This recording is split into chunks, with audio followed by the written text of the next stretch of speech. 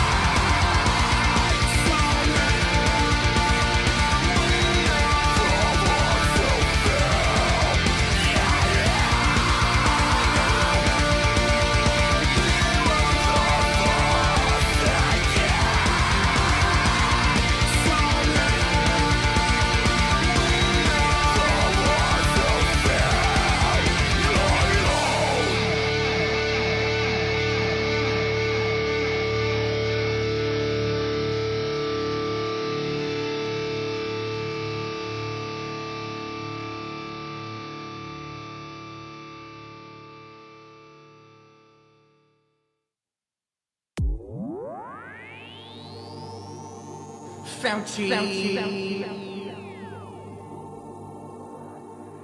Yes.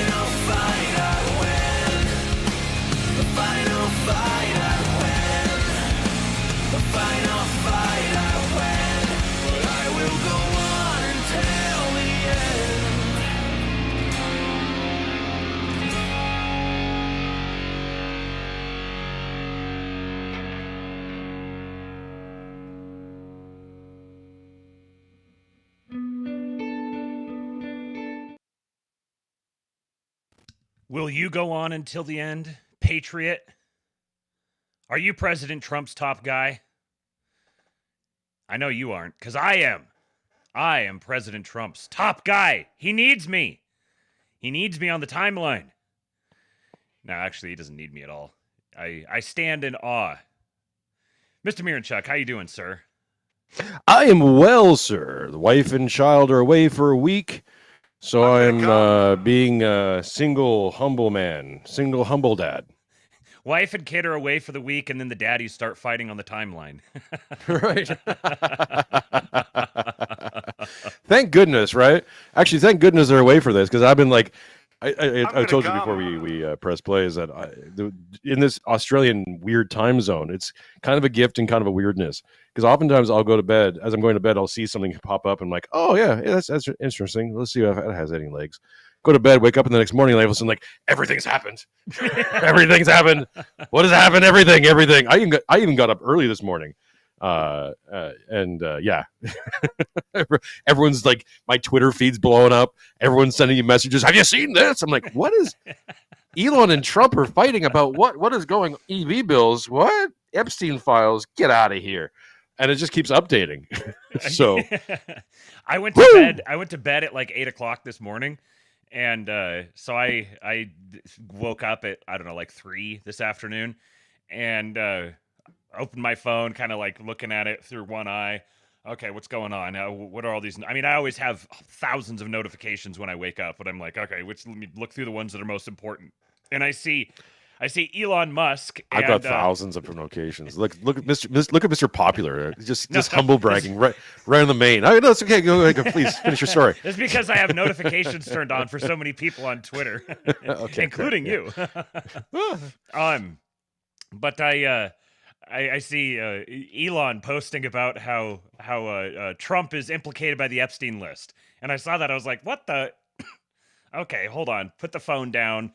Kind of shake some cobwebs out, open it back up again. What in the hell is going on? And of course, just before I went to sleep, I fired off a tweet.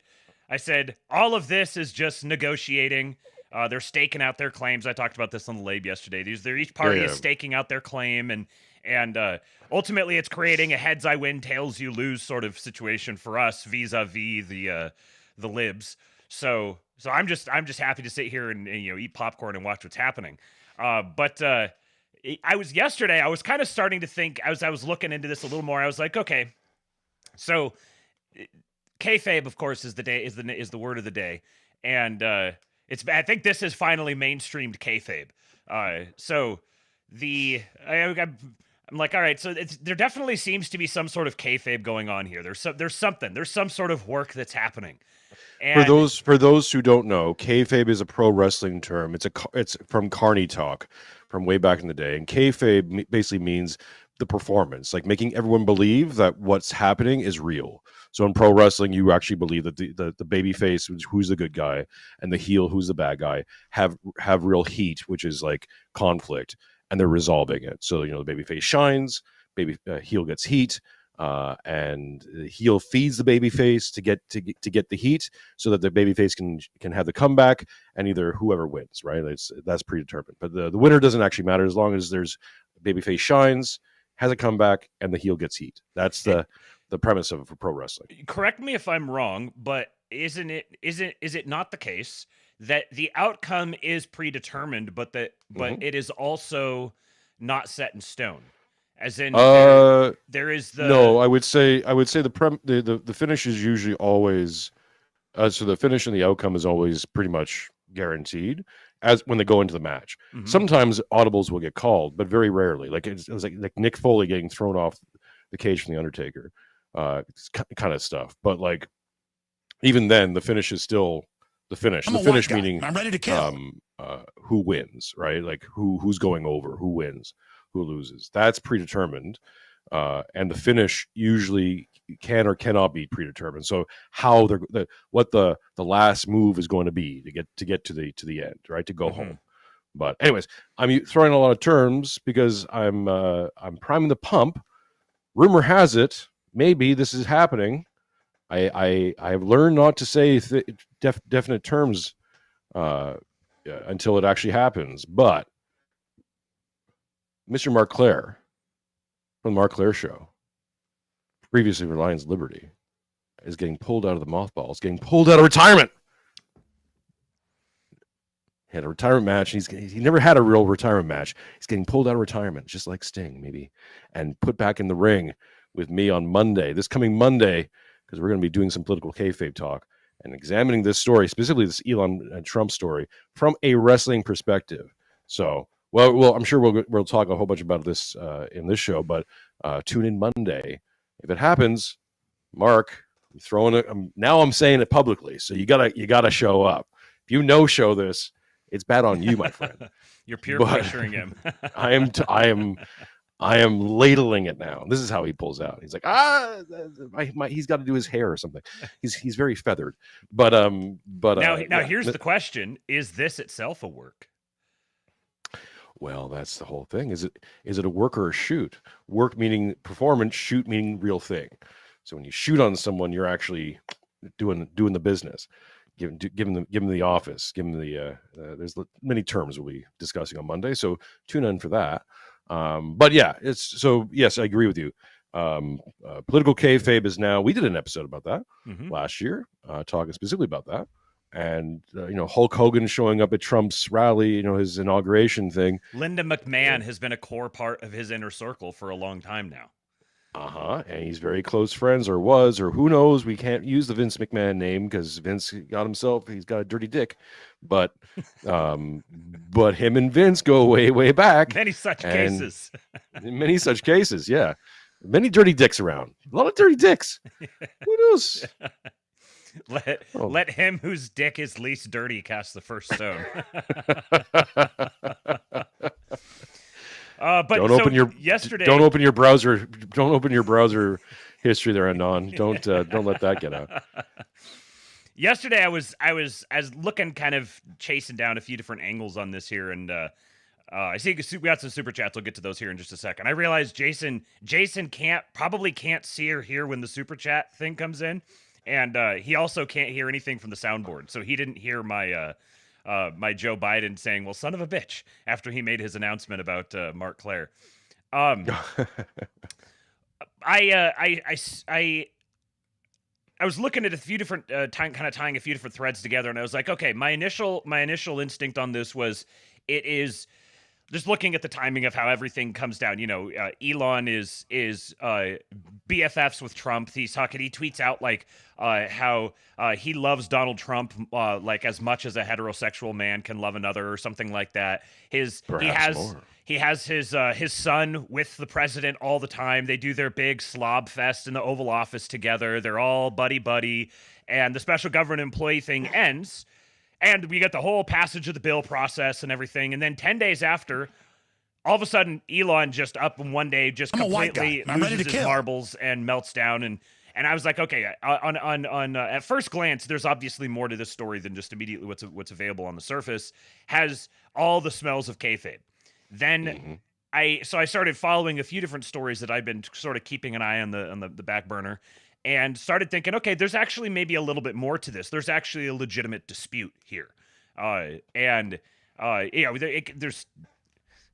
honestly, I think there's lots of you can run down all different sorts of theories and everything about how this to what extent there is an orchestrated, explicitly coordinated operation going on versus. People just kind of working with things as they go, maybe having sort of a mutual agreement that, maybe they're like, okay, we're going to agree that it's okay. We're going to kind of have it out in the press against each other. And there's sort of a mutual understanding there. And then maybe Elon gets out over his skis and, as he's wont to do, goes too hard. Already seems like he's making conciliatory remarks and starting to walk things back a little bit. But there was a couple of things that that kind of pushed me over the edge of thinking, okay, this is more than just kayfabe.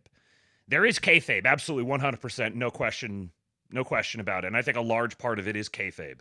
And then leaving aside all of that, I think an entirely separate conversation is what the ultimate impact of this is, which is, I think, it's good for us in the long run. But the two things that have happened just recently that lead me to believe that there's more to this. Actually, there's three things, kind of. One of them was the rumors that Elon Musk and Scott Bessent got into a huge shouting match outside the Oval Office. I first heard about this a couple of weeks ago, and it was very kind of thinly substantiated, and it's the sort of story that's going to be difficult to verify by its own nature. So you're not going to get a really hard, good source for it. And even if you did, you're not going to be able to totally trust them. So it's one of those that you kind of just have to take it for what it is and kind of pin that thought and wait. There's that. The other thing was the NASA administrator being people let go. close to the administration. That's always the Right. one to look for. People close to the administration say that. Yeah.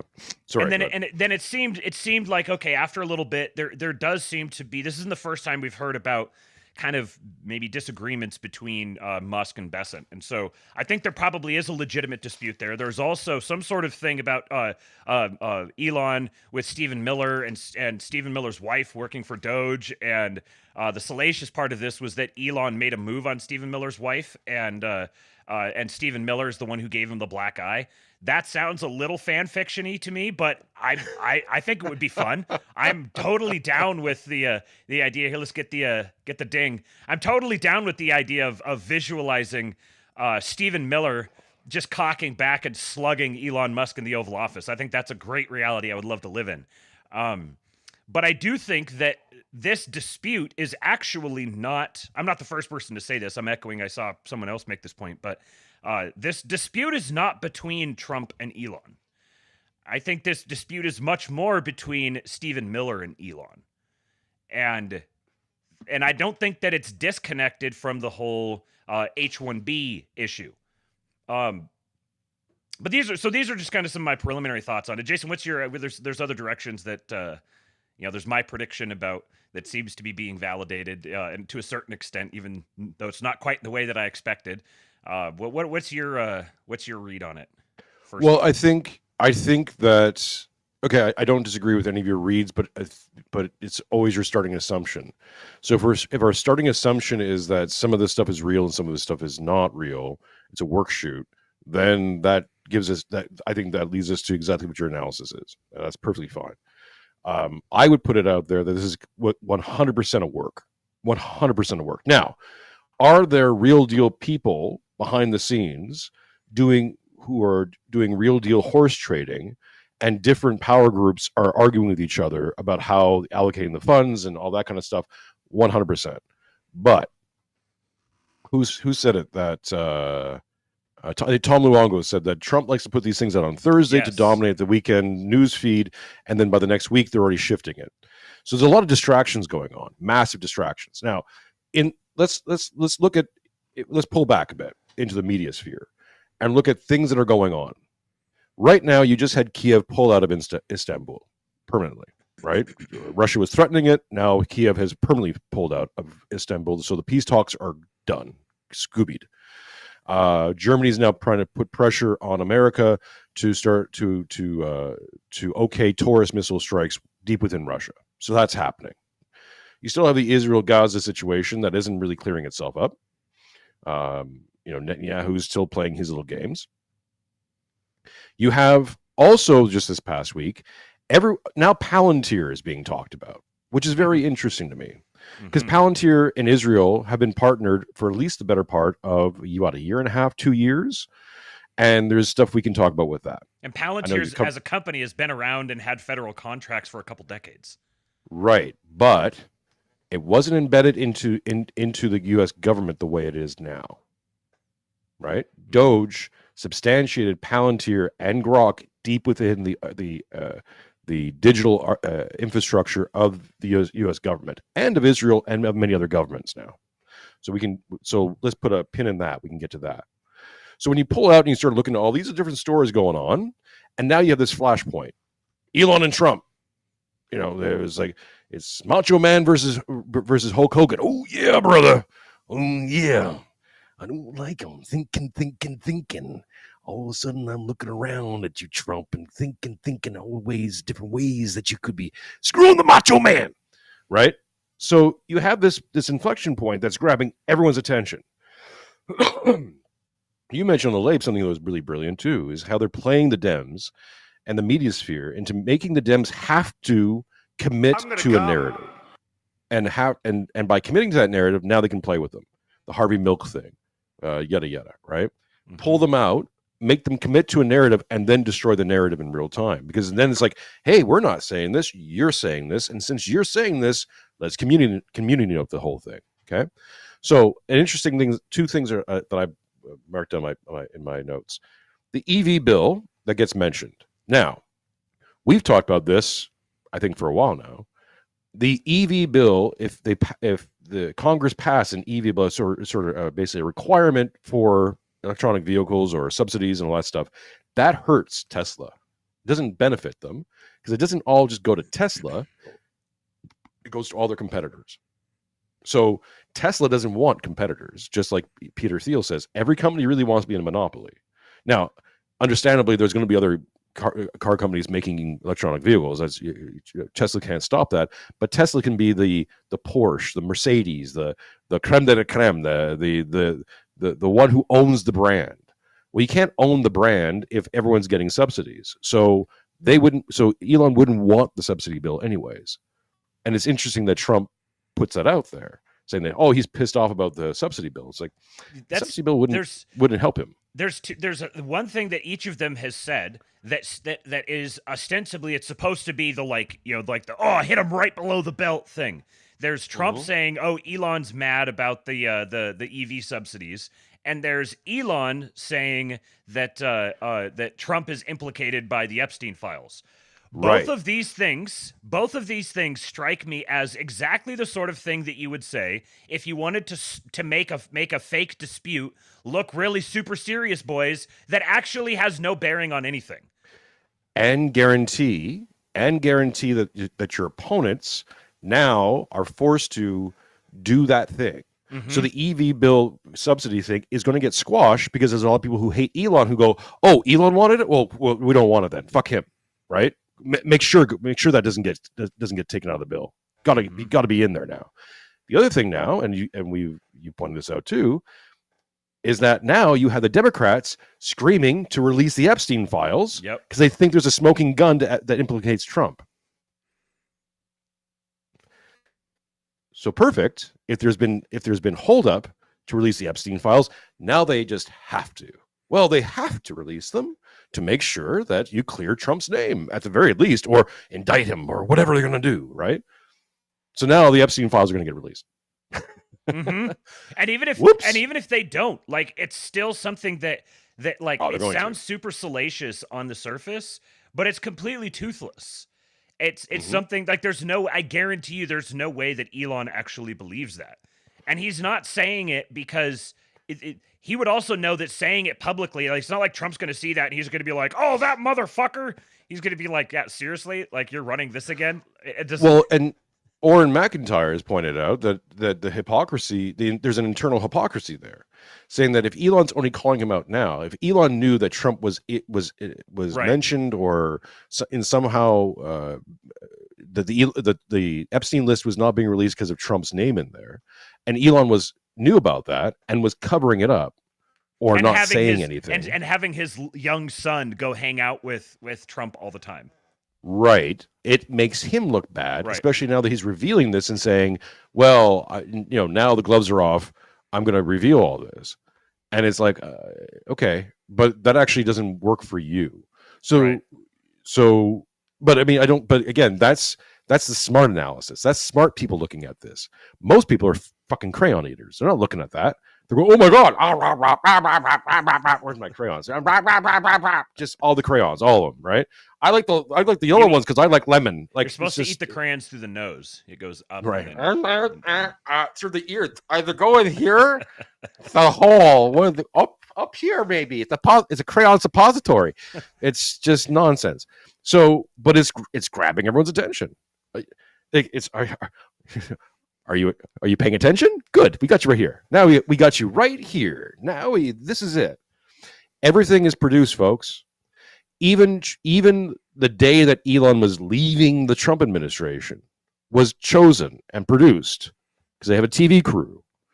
The thing I think people don't understand, and we have like a small understanding of this just in our little world, just to set up a stream and get everything set up and do everything, it takes at least a few hours of planning, not to mention like all the pre-show prep and all the rest of it, right? So every show, if we're doing it right, is somewhere in the neighborhood of like what 4 to 8 hours of prep time and like getting everything set up and ready.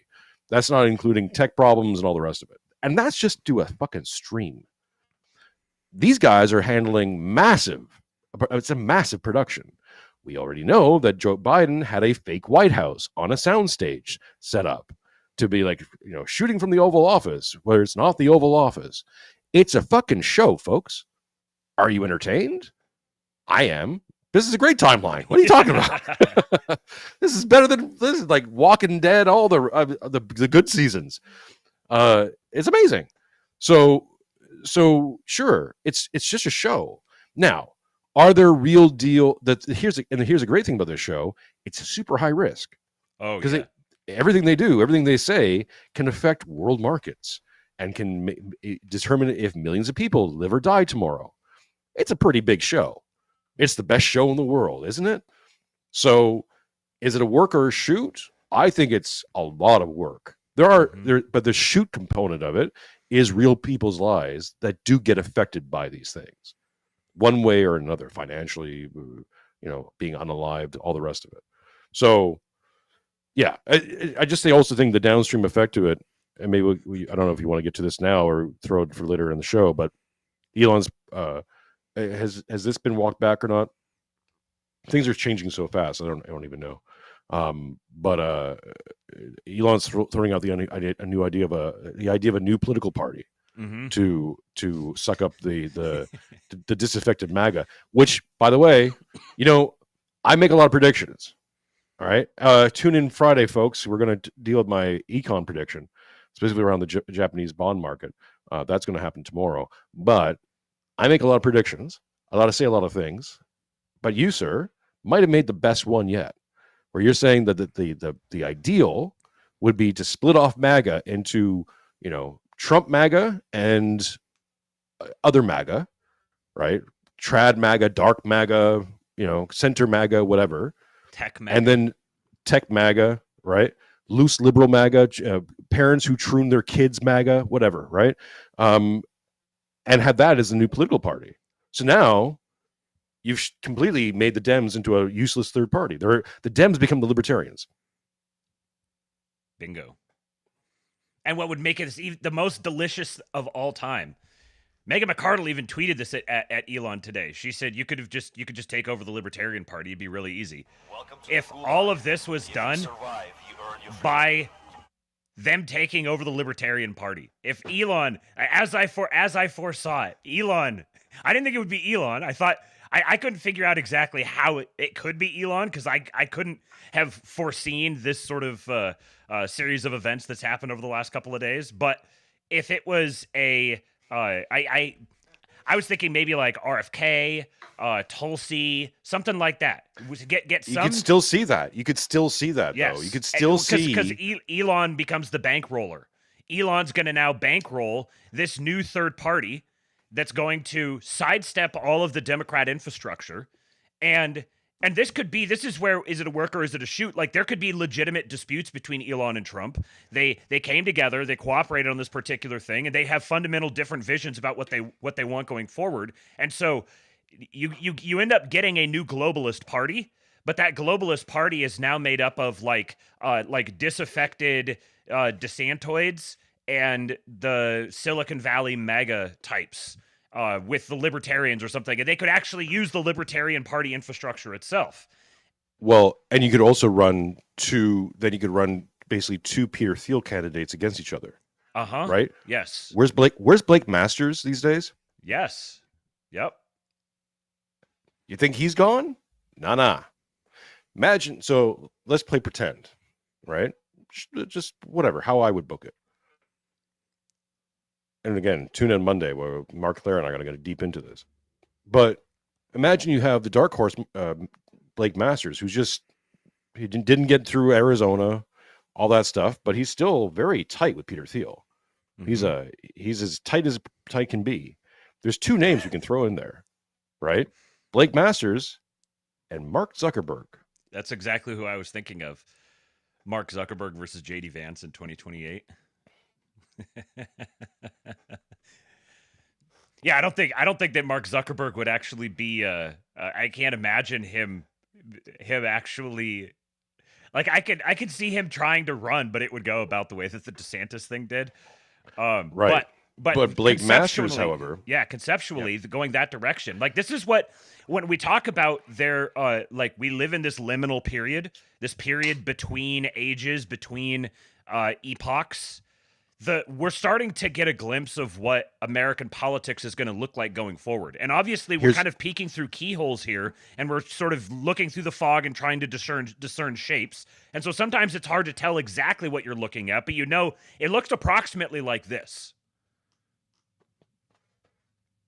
You were going to say something? Oh, yeah, sorry. I thought you were throwing something on the screen. Here's another name to throw in the ring. Matt Gaetz. Also, Theolite. Had to get bounced. What's Matt Gaetz up to these days? Matt Gaetz versus JD Vance. Now that gets interesting. That's almost brother versus brother. Right? Mm-hmm. I'm looking at Matt Gaetz on Twitter today. You could book this, my friend. Oh, fucking Mark Claire and I are going to have a fucking time with this shit. All right. But seriously, you could book this in so many ways that gets real interesting, real fast. And like you said, it doesn't matter. Right? Maybe people don't want to vote for the old Republicans. They want to vote for this new shiny thing. Cool. You staff it with all the same fucking people. I'm a white guy and I'm ready to kill. Then it's just a matter of degrees. Do you want transhumanism in 5 years or 10? Like, how many chips do you want in your head? How many, like, what's your deal? But, you know, and we can get into that, right? Because I think you and I think you're and I don't want to put ideas or thoughts in your mouth or your head. I troggle back and forth on this quite a bit about the my basic line is that technology is neutral. It just comes down to the people using it. But I go from day to day of being convinced or not convinced that the people who are pushing these things are good people, you know. And I go back and forth. Even on Peter Thiel, who I've made pretty bold statements about. But I mean, I don't know the guy, right? You tell me he's the Antichrist tomorrow, and I'm like, well, I at least have to listen because here's the I can't confirm anything. Peter Thiel might not be the Antichrist today, but he might be the Antichrist tomorrow. He also might be the Antichrist today, and then might not be the Antichrist tomorrow. This is part of this. Tom Luongo, I'm finding myself repeating this a lot now. We live in a quantum reality. Right. And this is part of being in this liminal time. We're in this time where everything, the boundaries, you could think of it like the membrane between realities is starting to get thin and porous.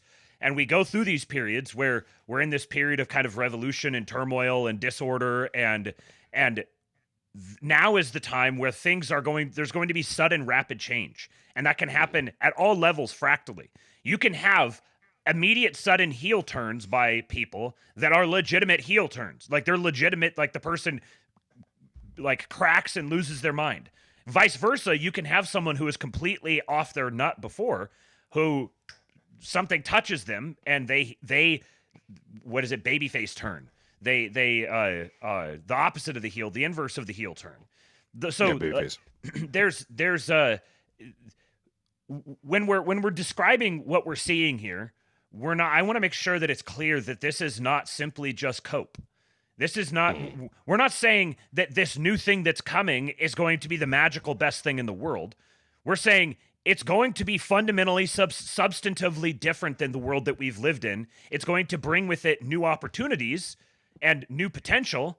And it's also going to bring new opportunities for bad shit and potential for bad shit. But it's going to be different bad shit that attacks us from different vectors than what anybody is anticipating.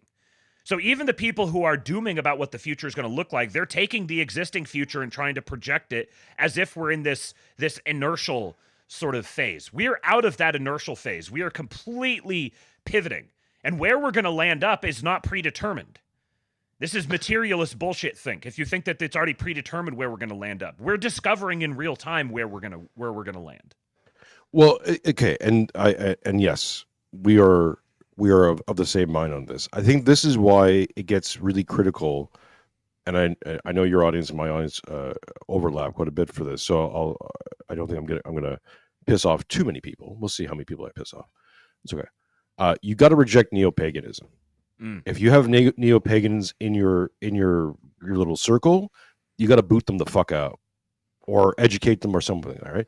Return, repent, redeem. Return, repent, redeem. I'm not trying to recruit for the Orthodox Church exclusively, but you got to get to your church. You got to right now. You got to choose your king now, as Cyprian said. This is the time. This is it. Because whatever happens, good, bad, or in between, whatever is coming down the pike, you don't survive it unless you're with God, unless you're with a community who's with God. That's it. Period. There is no room for neo-pagan. There is no room for Hindu bullshit. There is no room for this. For Western civilization to survive, it must be a Christian civilization. It has to be. We're learning this in real time. As we're seeing all these things collapse, it's because we've removed Christendom from the operating system, and things are malfunctioning. Which is good in terms of it's getting us to that point of realization, but that means it's also on us to return, repent, redeem. Model the prodigal son. You have to, right now. No excuses. That's how you make it. Because a lot of people ask me, what do I do? What do I invest? I'm like, I don't know, man. I don't know what your thing is. I'm bad with money. Don't ask me. But what I can tell you is that you got to get this I'm a right. white guy, and I'm ready to kill. And you get this right, then this gets easier. It takes a load off. You just get to know what to do the next day. And as everything else is changing, you're doing your ritual, right? You're substantiating reality through your rituals. Set up your prayer rule. Go to church on Sundays.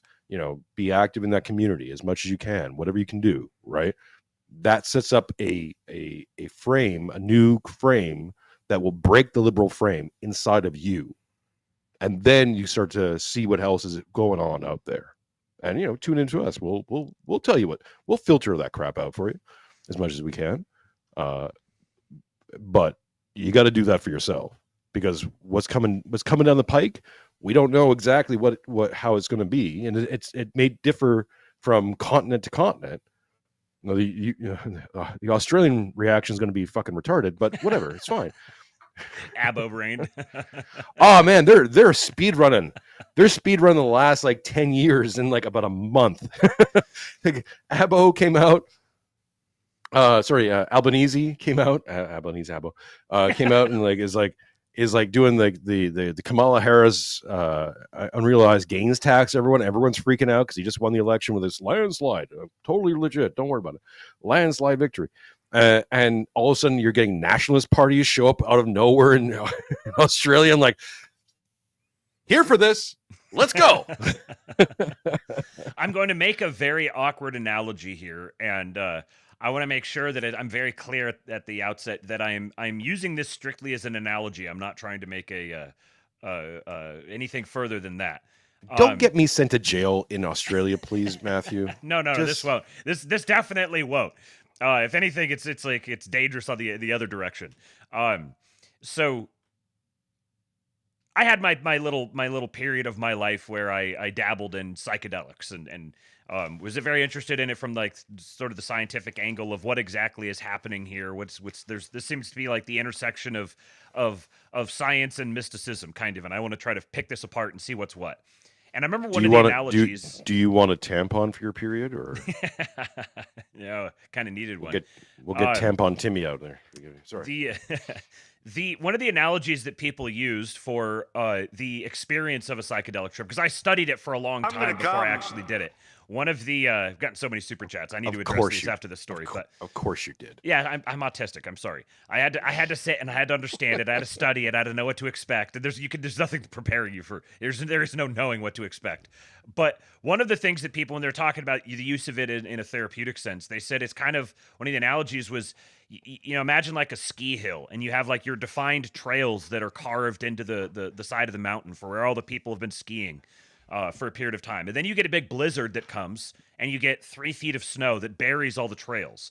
The first person who comes up to the top of that mountain now has the freedom to essentially carve any trail that they want, because those existing trails have been covered over. The psychedelic experience, when they're using it therapeutically, one of the things they say about it very often is that it's kind of doing that to your mind.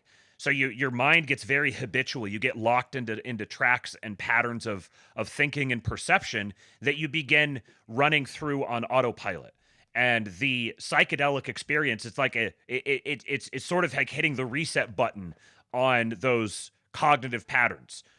So that's, you could say, oh, there's some good things that could come from. Yeah, there's also some very bad things that can come from that, which I definitely had more than my fair share of experiences with. So in a sense, this is the analogy that I want to make, that in a sense, we're kind of going, this liminal space that we're going through right now is having that sort of effect on our social structures, and that we're sort of getting this deluge of sort of schizophrenia and chaos that is, it's loosening up the things that were once really rigidly set in place. So, you can have these long periods of inertia, these long periods where everything is just sort of ossifying and settling into established ways of being. We've sort of sunk into a tradition of anti-traditionalism.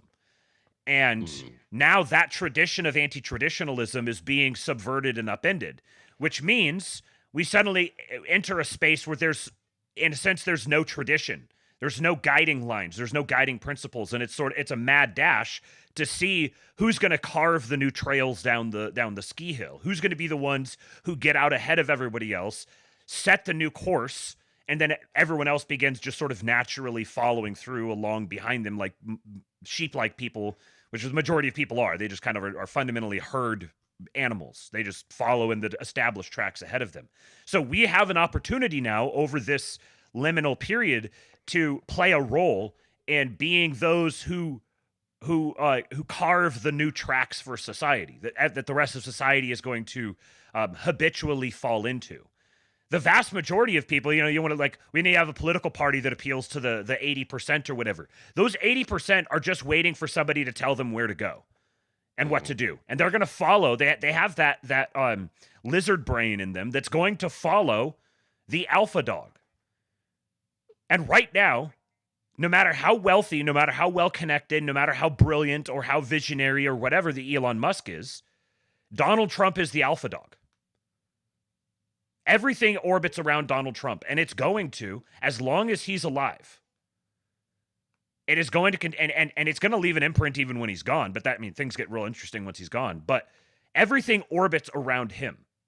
Mm-hmm. So if you're trying to get an idea of what things are going to look like going forward, first of all, I can tell you, just looking at the last, several decades worth of history and merely projecting forward as if you think things are going to continue that way, this is midwit behavior.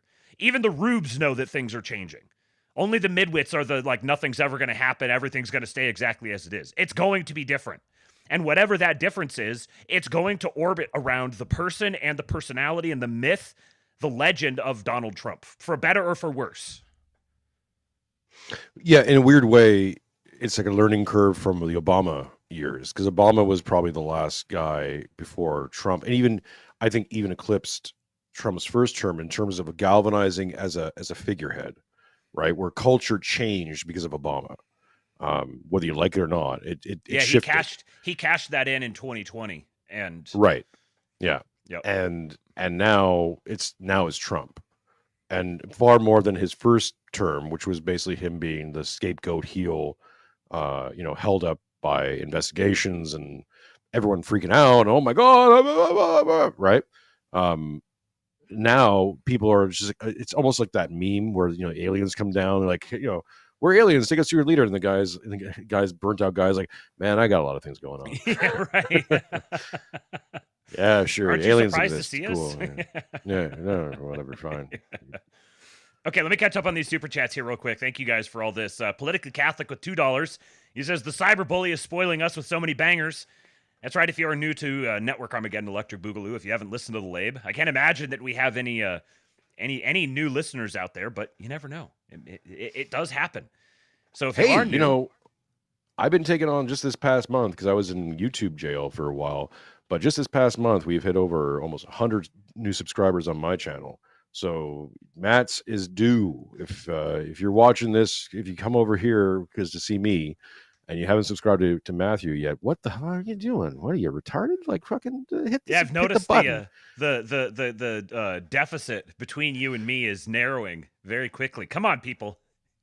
I don't like it. Let him catch me. There's still a deficit, and I don't like it. What's the one rule? we're coming back to this. I hadn't said anything for a while because I was in weird flux, but I need to be always one subscriber more than Matthew Erickson, just so I can rub it in his face. Twitter numbers don't count, Matthew. Only YouTube. I only care about the YouTube numbers. Everything else doesn't exist. Fine, but gerrymandering bullshit. Yeah, and will remind me we got to get to a few Sandbatch tweets that I find Oh interesting. yeah. But anyways, yeah, subscribe to Matthew, but of course subscribe even more to me. I need a 2-to-1 ratio at all times. And also I see Matthew's getting a whole bunch of money thrown his way. That's very good. I congratulate you. We got to feed the Erickson family. We also got to feed the Marinchuk family. That's right. So there's a link down there for PayPal. I'll send you the Streamlabs link again. If you want to pin that up or something. Yeah, post it in the chat and I'll pin it at the top. I'll post it. Tell me if you see it, because sometimes what happens is I think YouTube still thinks I'm a bot, which is part of my problem. But anyways, here we go. Yeah, I'll post it here and tell me if you see it. Okay. Also, EWBSX, go download it. Download the app. Google and Apple app stores available. Or you can go to ewbsx.apple website and you can listen to it there. But the best thing to do is to go download the app and go listen there. You guys got a little tease of EWBSX here at the beginning. Your comment didn't post. I don't see it. I know. I'll send it to you on YouTube, on X. Okay, sounds good. $20 for TC. Thank you, my friend. He says, I am Trump's top guy. We're having competition now, are we? Well, we'll have to settle this somehow. Hrothgar with $10. He says, blackpilling is treason. Non-truesters must report to the crystals. Yes, we are crystal production capacity is ramping up drastically. There's many more candidates for the crystals forthcoming. And then 3 more from Hrothgar. He says, does Jason have a Streamlabs, or is the PayPal link the best way to send tips? Well, I just sent you the PayPal link on X. But both, yeah. If you have a PayPal thing and want to send it directly to PayPal, I mean, basically Streamlabs link just puts into PayPal either way. So whatever's easiest for you folks. Don't make this hard. Make it easy, nice and easy. Big reels keep on rolling. Sorry, I had a Tina Turner moment, but Proud Mary keep on rolling. I can't get XDMs to open. Can you just do it on Discord? XDMs are just the worst. Yeah, what the fuck is going on with that? I don't know. Elon? Yeah, Elon. Quit K-hole posting and go fix We your know fucking you're watching. DMs. We know you're watching, you fucking prick. Just he did fix say, your did you see technology. he replied to a tweet that said that Asmongold is the best political streamer? Oh, there's the other angle we got to talk about, because read your super chats, because I'm all excited because we already went through Path of Exile 2 gate with Elon and Asmongold, so we already have a pathway of how this might get resolved for Trump and Elon. But with Asmongold, which I fucking told you fuckers to see, everyone snoozes on me. You know how many times I've heard people go, whatever, Jay, shut up, whatever. Like, yeah, okay, AI Congress, oh, you're an idiot. Oh, and then it happens. I'm like, hey, this Asmongold kid, like a year and a half ago, I'm telling you, like, hey, you guys got to really pay attention to this, because this is happening. Whether it's kayfabe, whether it's all bullshit or Disney or whatever, fine, cool. But this is a narrative that's being put out there, and you should be paying attention. Like, oh yeah, sure, he's a streamer, weird scrub guy, whatever. Don't pay attention to him. And then all of a sudden, like, we need to cyberbully him into changing his name to Patriot Gold. Right. Mm-hmm. $10 from Samoa Bob. What's up, buddy? Good to see you, man. He says, I don't know if Elon would mention Trump being involved with Epstein if this is a work. I think Elon's feelings are genuinely hurt. I also think the quiet tech money is pushing out the loud tech money. Yeah, we kind of talked about this a little while ago, but the Elon mentioning Epstein with respect to Trump is actually, the way I see that is that it's something that if you're on the outside, it looks really bad and super like, oh my God, he went there. But on like internally between them, it would be like, even if there was a dispute happening between them, it's something that would be so dumb that's just kind of like really, this isn't gonna go anywhere. And then I think them being because it's so At this point, like, why did Russiagate happen if they have Epstein files on Trump? It's so obvious that it's not true. If anything, the Epstein files are going to make Trump look better, and we've got a lot of documentation that that's the case. And so it's sort of like something that's so absurd to say that it strikes me as the sort of thing that you would come up with if you're like, okay, I need to come up with something that seems really, really petulant and shitty to say. What's the worst possible thing that I could say, but still not actually cause any damage? That's how it struck me. Well, especially if the release of the Epstein files exonerates Trump. Right. Yes, and that's the next layer to it. Is if this is genuinely a work, then it actually is. Now they've got Democrats who are saying, yes, release the Epstein files. Literally the Democrats' Twitter account said, kill the bill and release the Epstein files. Fantastic. I mean, and here's where it's like, I don't say it's not a work. Okay. Maybe we're just totally coping. We're just high on our own supply. It's not a work whatsoever. I'm not a Trump. Here's the thing, right? I'm not a Trump guy or anti-Trump guy. This is the benefit of having you on the show. I'm 100% Switzerland. I'm sitting back here. I'm a Canadian living in Western Australia. I don't leave my house. I'm so fucking because I'm afraid of kangaroos, like cracked out meth deer. I'm not afraid of them. I just don't like them. I see them all the time. They're a pain in the ass. And I don't wear shorts. I live by a beach town. It's a fucking nuisance. I just don't leave. So the good thing about me is my analysis. I don't give a shit. I have no dogs in this race at all, other than being a human being who lives in this planet at this given time. So when I look at things, I'm like, it doesn't affect me. I don't give a shit. It's like, I didn't bet on these horses, so let's see who wins. Well, I'm just interested in the data. That's it. That's all. That's it. So it's not white pilling or black pilling from my perspective. It's more like I just look at it and see the effects. What are the possible effects from this? Yes. And if the Epstein files get released, folks, out of a mandate, all right, will the people, Vox Populi, Vox Dei, I got to release them now, unabridged. Well, who's in the Epstein files? A lot of European names. I'm guessing. We already know there's a prince in there, right? Mm-hmm. So. Printing. Hello, listeners in the chat. What's up, buddy? Good to see you. I was listening to you with Jason earlier. Everyone go subscribe to Hello Listener. Yes. Samoa Bob also became a channel member. Welcome, Mr. Samoa Bob. Thank you, my friend. And then Chuck Fuckelstein has tipped $50. Thank you, Chuck Fuckelstein. Very glad to have you. We've got Fuckelstein for the wins. We've got Mr. Butt Poop and Chuck Fuckelstein, loyal Labians. And then Hrothgar with another $10. He says, neo-pagans are turbo-faggots. Christ is king. Here, here. That's right, it is. It's a good thing they tip so well, because just by saying their name, you're going to get demonetized, probably. So, yeah, right. The algorithm is like, is it pro-bagel or anti-bagel? We don't know. We're going to side on the angle. It must be anti-Semitic. Shout out, by the way, to Kyle, $20. I received that payment on my Patreon. My PayPal. Everyone model Kyle. Send me some money on PayPal. Put that link up there, Matthew. Oh, Kyle, a true patriot. Kyle. True patriot.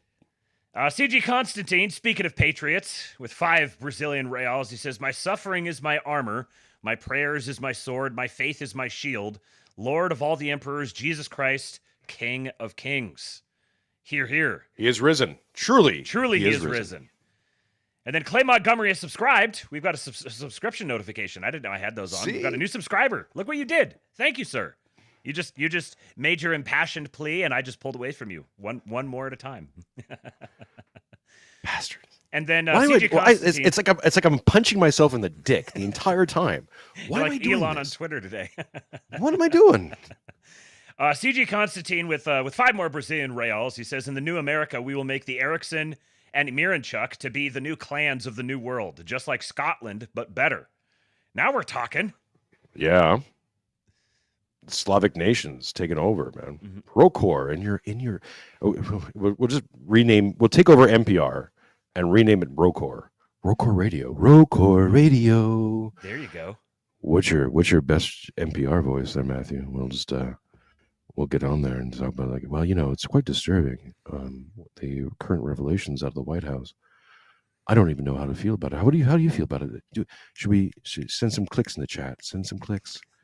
Just Everyone wave your hands. Everyone wave your hands. Yeah, it's Like just you it's just a don't silence. care. It's a sign of approval for those who might be triggered by loud noises. Are you triggered by loud noises? Loud noises. We must have a moment of silence for the neurodivergent. We'll be like NPR, but with a tint of autism and what's the other thing? Tourette's. Like we don't want to disturb people with loud noises. Loud noises. Like You're just like, you're just like, and today, ladies and gentlemen, on Rocorp Radio, we have shit fuck. let's examine the current goings on in the political system. It's a Jews. What? The Jews. Okay, I have one thing here. I want Clip and ship it. Clip it and ship it. the Jews. The Jews. Jews. I love me some of the Jews. Let's see if I can get my. I don't know if my screen share is set up right. Nope, it's not. Hey, look at that. EWBSX. Go check it out. What's didn't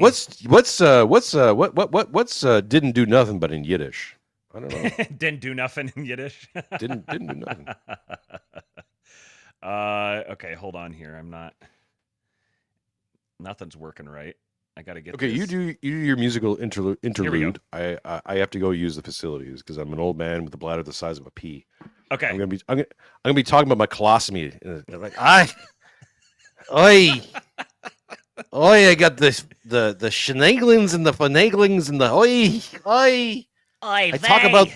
We talk about the Jews so much we become Jewish spiritually and otherwise. What? I'm for claiming like talk amongst yourselves. Send some money, please. Look at him. Look, he's so disheveled. We need to get him a new hoodie. Talk about new hoodies. Tune in Friday. There might be a new merch store. Heyo. If you want to get lucky, hoya! Man, look at this. I'm like barely sitting at the big kids table here. You can't play my girlfriend without me. Yeah, there you go. You got to stick around for just a little bit. Hold on. Oh my God, everything's going haywire now. Oh, I'm gonna start stimming on air. My autism is taking over. Everything must have even lines. It must be straight. It must be balanced. I can't survive if it's not. Ah! More loud noises. Okay.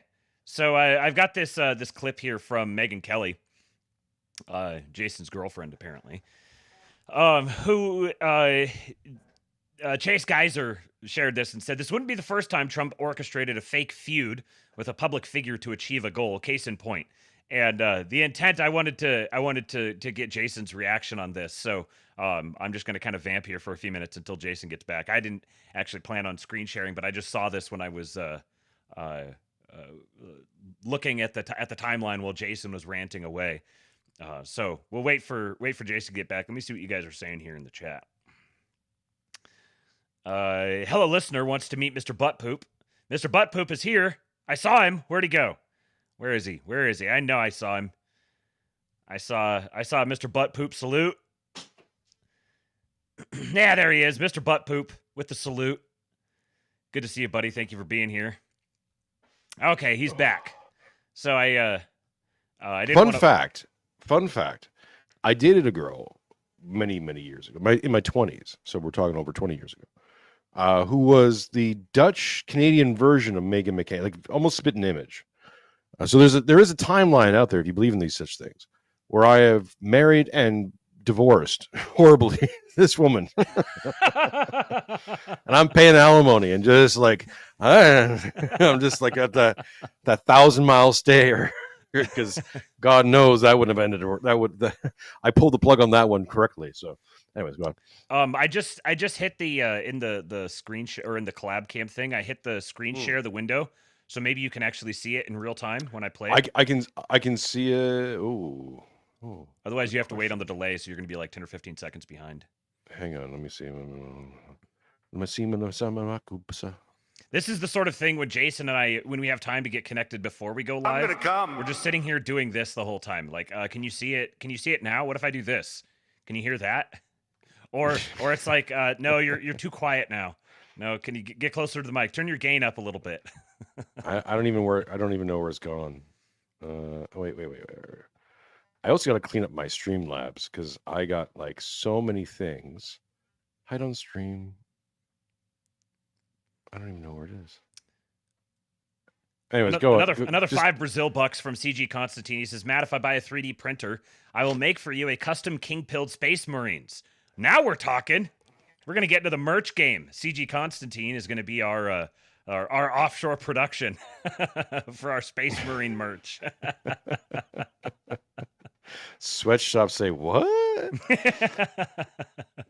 Okay, so I don't know. Just do your thing, man. I can watch it. Yeah, it's fine. Yeah, I'll just play it. And it was really crazy, so crazy, Sean. Because I walked out. We agreed like we're good. And the last thing he said to me before I walked out of Trump Tower was, you know, Megan, it's not such a good thing if they're not talking about us. And I was like, oh my God, was this whole thing for show? Like, was he acting the whole time? Wow. To generate buzz? And it was.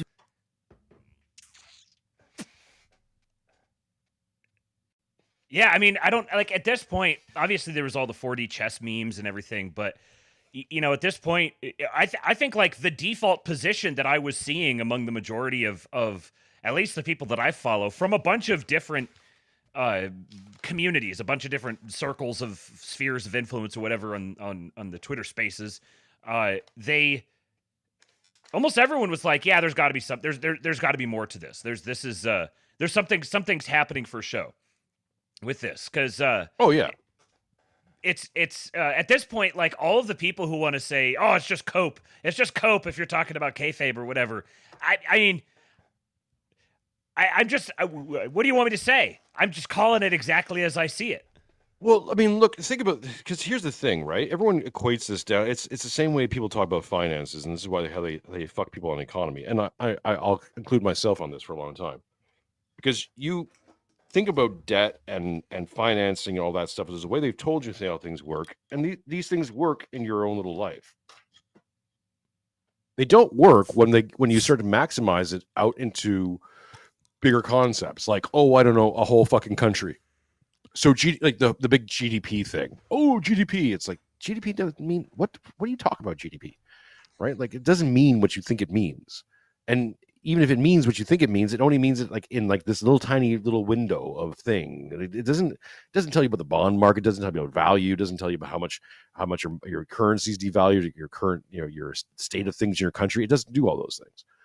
But people look at this and go, well, if you and I had a fallout, right? And you know, it was epic. I mean, you and I have both had co-hosts where we've had fallouts, and some of them have been more public than others, right? Mm-hmm. In our own little tiny thing, and people talk about it and shit, right? And it's how you handle it, and everyone expects like, okay, well, if Donald Trump and Elon are actually two human beings who've had a fight, this is how they would deal with it, because it's how I would deal with it. It's like, yeah, they're not you, right? You understand that. These people are not you.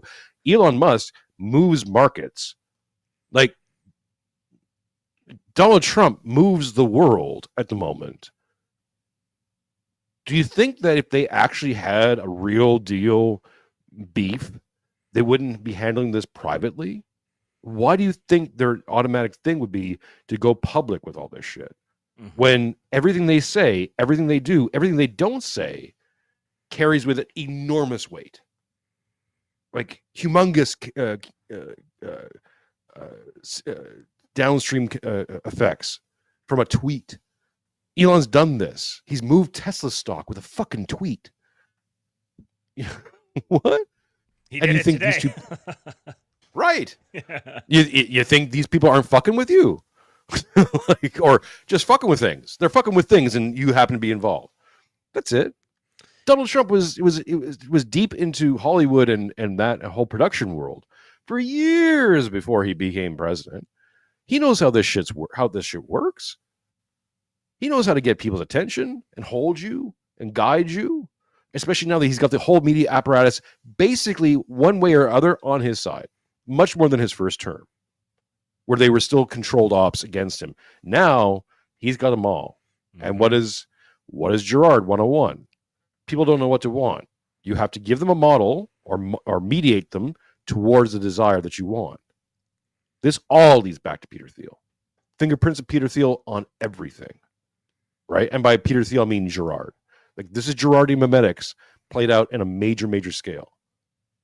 And if you read Gerard and you pay any attention to Gerard and you take that and you apply it to this, you go, oh, well, yeah, there you go. I would be doing the exact same thing.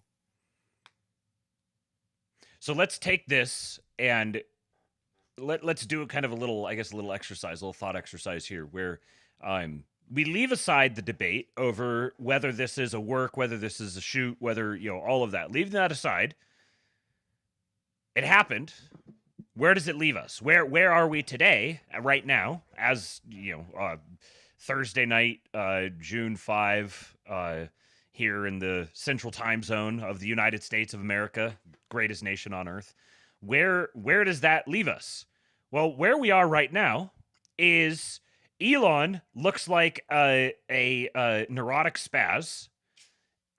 Trump looks very calm, managed, magnanimous, gracious, stable. Now suddenly Trump is no longer like the crazy, deranged madman in the room. Trump is calm, ordinary, business as usual. There's all this chaos and everything going on over there, and Trump's like, hey, I've just got my big, beautiful bill, man. I love my bill. I want to get my bill through. Can we get my bill through? Yeah, Elon's out there, he's spazzing out, whatever. It's kind of disappointing. I hoped he wasn't going to do that, but it is what it is, and we're going to have our meeting and we're going to hash things out. We're going to have a private conversation and deal with things together. Who's not being talked about? Where are the microphones not being directed?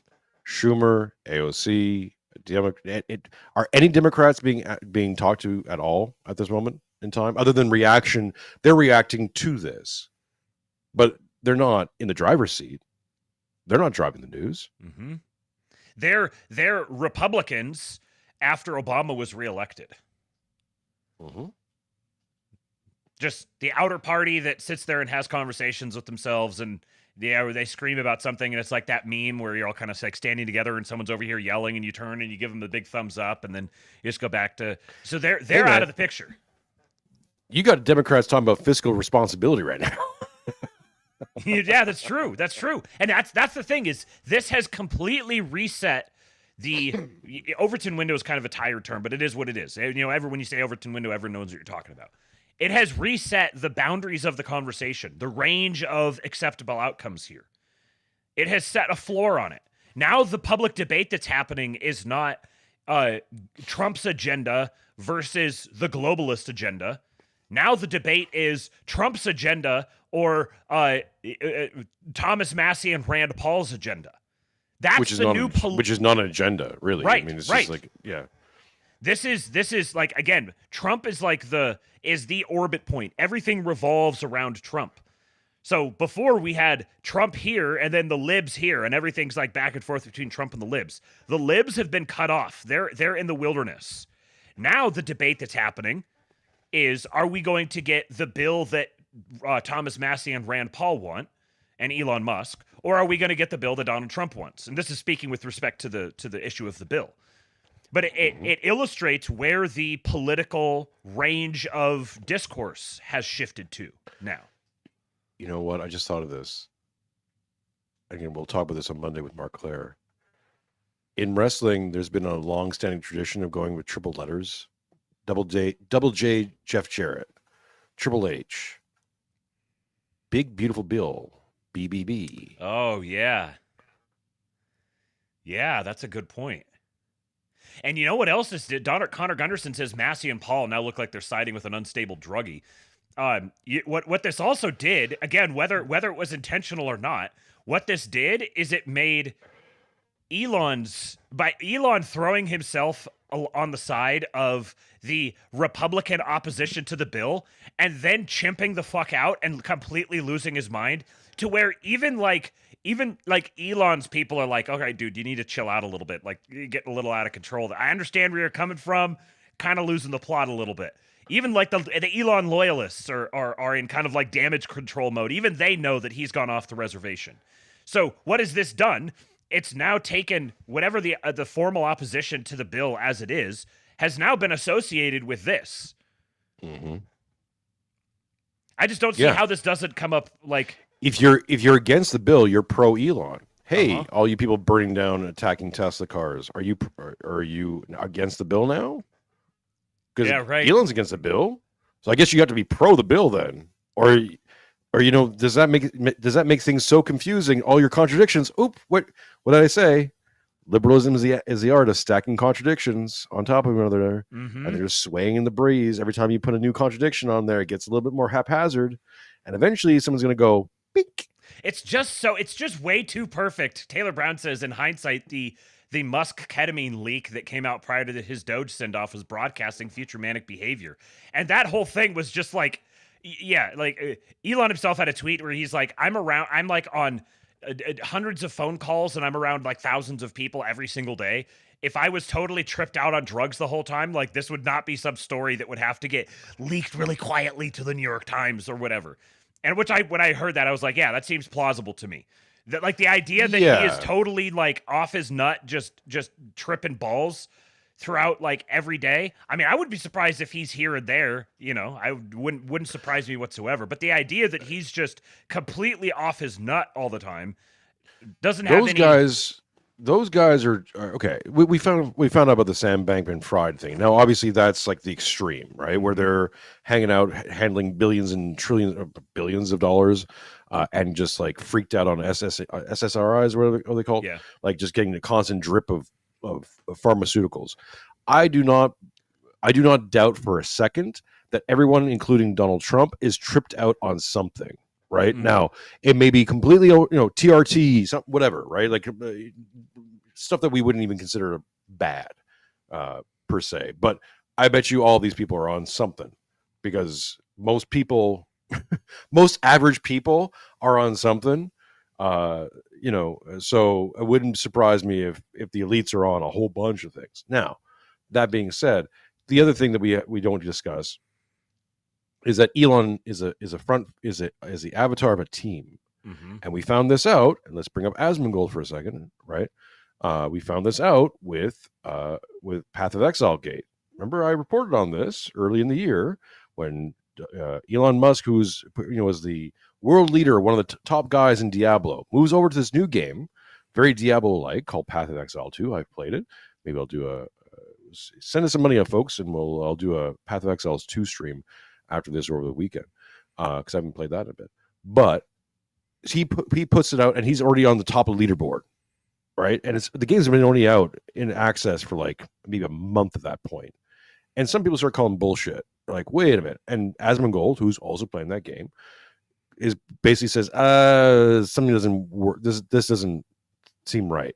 Especially because Elon's showing screenshots of him playing, and Elon doesn't seem to know how to play the game. So to get to that level that Elon's claiming he was at, you have to like really know the game. Like, I played it. It's not easy. It's a hard one. Diablo is like easy compared to this.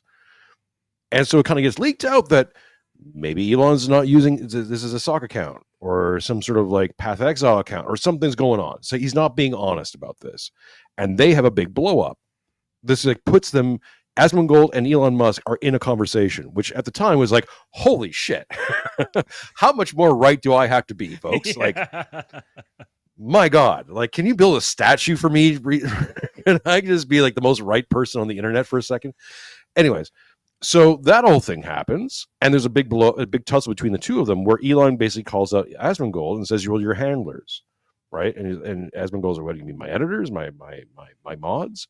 And that's your first inclination. This is something else I'm now following up on in my own private time, is where are these networks? There are networks upon networks. And the Glenn Greenwald thing is an iceberg, I think. Mhm. reveal that there's networks within networks within networks, and who's connected to whom, and maybe who's leaving one network onto the other. We speculated this about Joe Rogan, where Joe Rogan was on one network, and he moved over to Spotify and became part of a new network. What's that new network? Who's funding Spotify? Rumble. Rumble. Shout out to Andrew Wilson, who's now going to be on the top 10, top 5 of Rumble, something like that, along with Viva Fry, Quartering, a whole bunch of other names. Interesting about that, of course, Rumble gets most of its funding from Peter Thiel. And I've told you. And JD Vance. And JD Vance. And I've told you many, many times on my show that Rumble is a weird entity because formally it's a competitor to YouTube, but it's not. Because informally, their whole business is selling integrated video programming, and even more informally than that, it's a data collection service that all works for funders. And you look at the funders, and you go into the Peter Thiel network. So Rumble is the Peter Thiel network. Very interesting, especially when you see the names put up there. From Russell Brand and now to Andrew Wilson. The two poles.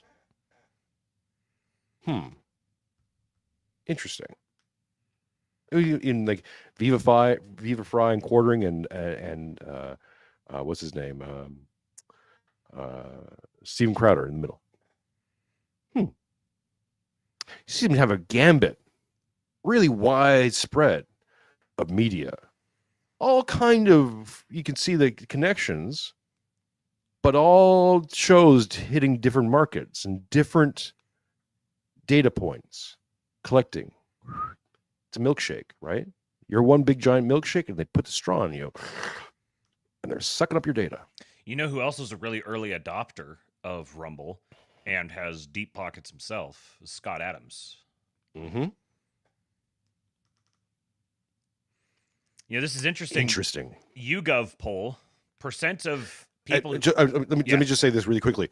I am not casting dispersions on anybody who's signing that Rumble deal. I would sign that Rumble deal. I just want to be very clear, right? Like if Rumble could show up and said, "We want to pay you $1 million," okay, but we haven't even gotten out the deal. Yeah, sure, $1 million. Yeah, cool. Yeah. What are you talking about, right? Did you see the video of Asmongold talking about Kick?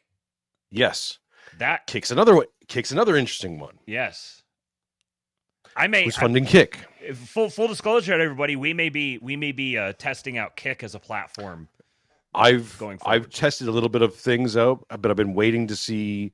Kick's been this weird dark horse because it's mostly been gambling, so I've been like hesitant. I do have a Kick channel technically, but I'll be streaming more to Kick now. Moderation standards are a lot more lax over there, and the thing for the people, this is going on in the Mirror and Chamber chat last night. We were talking about this. Asmongold reacted to a guy. He was reacting to Aiden Ross, reacting to some other guy, and I was like, I need to do a reaction to this so that I can react to him reacting to the other guy, reacting to the other guy. But they were talking about Kick and like they're the model that they're using, where they're not signing creators to big, giving them like the big payout deal. Because it breaks the incentives. The incentives aren't there. Once the guy gets the payday, then he has no incentive to stream. It's not good for the platform. So what they've done instead is they have a different revenue model that essentially incentivizes you to stream do long streams as often as possible. And if you do that, then you can earn pretty good money from it. So and then their moderation standards are quite a bit more lax than YouTube. I was talking with Grok about this. Their moderation is reactive instead of proactive. So they don't have like, at least for the time being, they don't have, like the algorithm that's listening for copyrighted content and proactively pulls it off. They'll just react if somebody makes a copyright claim. The big thing too, and maybe, I don't know if you've got any intel on this. I haven't checked this recently. The big deal really with the EU negotiations is the EU Digital Rights Act. Yeah. And how that affects American businesses specifically, and American content creators fall under that umbrella. Right. Because whatever platform is operating out of the U.S. or essentially out of the U.S. Falls under that. So what's really interesting to watch, again, if you again, if you take the Tom Luongo perspective, and I really think people don't sleep on this, because even if Tom's not 100% correct, he's in the ballpark of true. If the City of London, ergo some EU, Europe, is the enemy, and all these different forces who are all acting spasmodically and seem to be having all these conflicts are really just rallying deep forces against the EU in one shape or form or another, then things start making more sense. And if the attack vector really is to bring down the European center of power and liberate America finally to be its own empire, to truly be the American empire that it's as advertised, then things start to make a bit more sense as well, because everything from the bond market situation, yada yada yada. Now we're finally getting reports out of mainstream press that, hey, Germany is in bad trouble because the bankruptcy rates. Lotus Eaters just put a thing out. I'll be covering that tomorrow on Friday as well. It's hitting ahead now. Like that inertia. It's like the roller coaster ride, right? Like we're right up here. And I know I've been very careful with my programming to not be that guy who's doomsaying every week, like, because there's channels who do that whole thing. I didn't want to be that guy just because, like, I don't know exactly when, but it's happening. It's already in process, and we saw that last month, especially. And we're going to start seeing now we're just waiting for the corrections to come in. And once the corrections start coming in, some things are start ticking over, and you can't get past it. It just becomes dominoes. Bankruptcy rates in Germany, as I've talked about for the last, 6 months, is the smoking gun. It's a massive one. Rice prices in Japan are the other one, especially when you tie it to a thick culture like Japan, where rice is tied to culture. So it's not like they can just go, we won't buy any rice this month. It's like, no, rice is like part of their identity. Like rice is part of what makes Japanese people Japanese. Which means if something goes haywire in the rice industry, that it has a like disproportionately high, I don't know what you'd say, like spiritual impact on the people, because like this is the thing that's fundamental to their existence. It's like it's in their DNA. So if something goes haywire on it, then they don't even necessarily have to be able to rationalize it and point to this, but it's like the lizard brain says, this isn't just like, oh, some industry, like things got expensive or whatever. It's like the most fundamental thing that binds your entire culture together. There's something wrong with it, which points to some sort of major fundamental issue. Let me throw this term out as coming out. I won't talk too much about this because it's working on things in the back. But a new term tied to the vengeful sun and all these other things I've been talking about is a metatype. And a metatype is a type of a type. So in programming, there's a programming language to it, but I'm going to extend it into cultural, egregore, spiritual terms. So a type of a type can only be understood by its own type, right? It almost forms a paradox. The only way you can understand it is through the thing itself. Rice in Japan is a metatype because there's rice and there's culture built up around rice, and it's the seed. You can't disassociate these two things, Japanese culture and rice. Two things to go together. I know that sounds crazy, right? Because we don't have that in the West, really. What bacon or something, but it's not the same, right? It's not something that Americans aren't going to go to war over bacon. I think the closest analog for Americans, we were talking about this last night, and I keep thinking about it. I think the closest analog for Americans is probably gas prices, because of how fundamental the driving experience is to being an American versus European or whatever else. For Canadians, it would be like maple syrup. How maple syrup is actually in Canada worth more than gold. You could tie maple syrup into the gold market in Canada. It's that valuable. And it's also part of the national identity. Like Canadians have maple syrup. Maple syrups have Canadians. Like these two things. And I know, well, Vermont and Maine, like, yeah, they're just little Canada. Like these two things are just, Southern Canada. You can't pull them apart, right? There's look, if coming from Quebec, there's this whole called thing in the sugaring season. They Auban au sucre, right, is a Quebec term for it. It means like cabane au sucre, so sugar cabins, and they're basically literally sugaring cabins that they set up in the spring, and there's usually traditionally they're only around for a few months, and all they serve is like breakfast foods. You'd love it. It's like pancakes and maple syrup, everything maple syrup. So maple syrup pie, like tarte au sucre, or everything made out of maple syrup products. It's that much of a cultural identity. It's ingrained. You can't separate those two things. And Canada would go, I mean, logistically, theoretically, Canada would go to war or collapse over maple syrup. It's that thing. So, yeah, maybe for America it is gas prices, right? And for Japan it's rice. So when you see the rice market do a weird thing, you go, there it is. There it is. And you can't undo it. That's when even the normies get activated. Yeah. And I don't even know why. Because what does fucking rice mean to everyone else outside of Japan? Not as much. Not as much. Maybe the Chinese, maybe. Let me do a little screen share here. So, a YouGov poll. YouGov is one of these, like, it's one of the terrible ones. So this is one of those. There is signal in all of the polls if you understand what the polls are, if you understand how to read them. So YouGov is one of these that you have to make the what you call it, like the shitlib handicapping to it. But that being said, the percent of those who said if they had to choose, they would side with versus Elon and Trump, among all Americans, 52% of people said neither. 28% of people said Donald Trump. I'm going to come. 8% of people said Elon Musk. So, according to this YouGov poll, Musk is down -20 against Trump. And then among Republicans, 71% said Donald Trump, 12% said neither, 6% said Elon. So 6% of Republicans would take Elon over Donald Trump. And then also, I just have to add this little thing here. Shout out to John Doyle, American Patriot. John Doyle, with an extremely valuable reminder for all of you.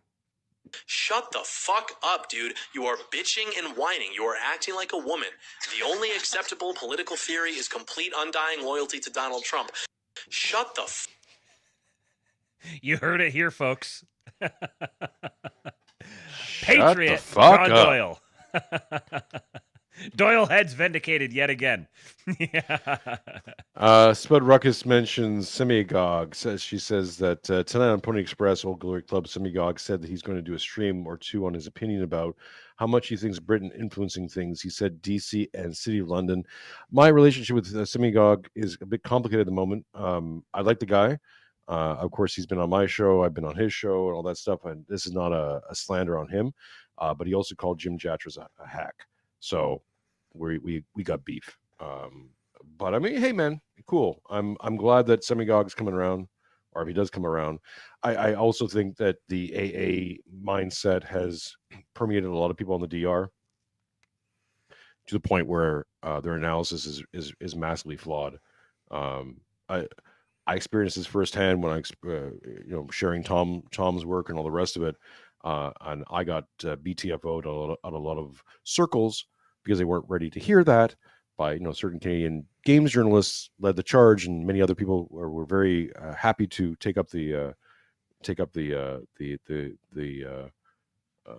cause. So, and I say this not out of like poor me, whatever. I'm not even upset. I'm just like calling it as it is, and I haven't heard any apologies, so it's okay. It's fine. And I'm sure those people are going, "Ha! See, Marinchuk said we'd all be eating beans in May." I didn't say that. But that's how the conversation got framed, and that's fine. I made my predictions. I'll live and die on them. And anyone who pays attention to my shows knows I ain't talking shit. Yeah, one of the There's- things with these sorts of predictions, like I'll give a couple examples of my own. So JD Vance being selected for vice president. We nailed that fucker. Well, so here's the thing. The day of, I was doing a stream just before it came out. The day of, I said, I think it's going to be Glenn Youngkin. So I had the prediction model set up that was direction. It was pointing toward, hey, there's a MAGA thing happening within the Silicon Valley technocratic sort of gray tribe libertarian-ish guys, the VC crowd, and they are going to make a big inroads into. They're going to be significant in getting Trump elected. So the bulk of the prediction is accurate. Then at the last minute, I kind of chickened out, and I didn't really plant my flag on JD Vance, and I wish I had. That's one example. This current example here is I'm bold enough to go, no, it's going to be him. It's got to be him. Right. Right? Yeah. It's got to be him. And if I fail, I'm like, well, shame on me, right? But I remember that day. I remember the exact day because I woke up because my time difference and looked at, again, one of those Twitter feed checks, and I saw he got selected, and I was like, I was fist pumping. Like I was like, I don't even know if this is a good thing. This might be a disaster. Who knows? We're all going to the digital gulag. But you know what? I was fucking right, wasn't I? You fuckers. You heard it here first. And then, like in this particular case here, the prediction I made after I remember the first time. I remember exactly where I was when I typed out the tweet talking about this, saying that we've just watched the death of the Democrat Party. It's going to take a while to realize that. Hold on a second. This body here actually is starting to stink really bad, and it turns out it's actually a corpse and it died a while back. Dude, but their most prominent member literally looks like fucking Frankenstein. Fetterman.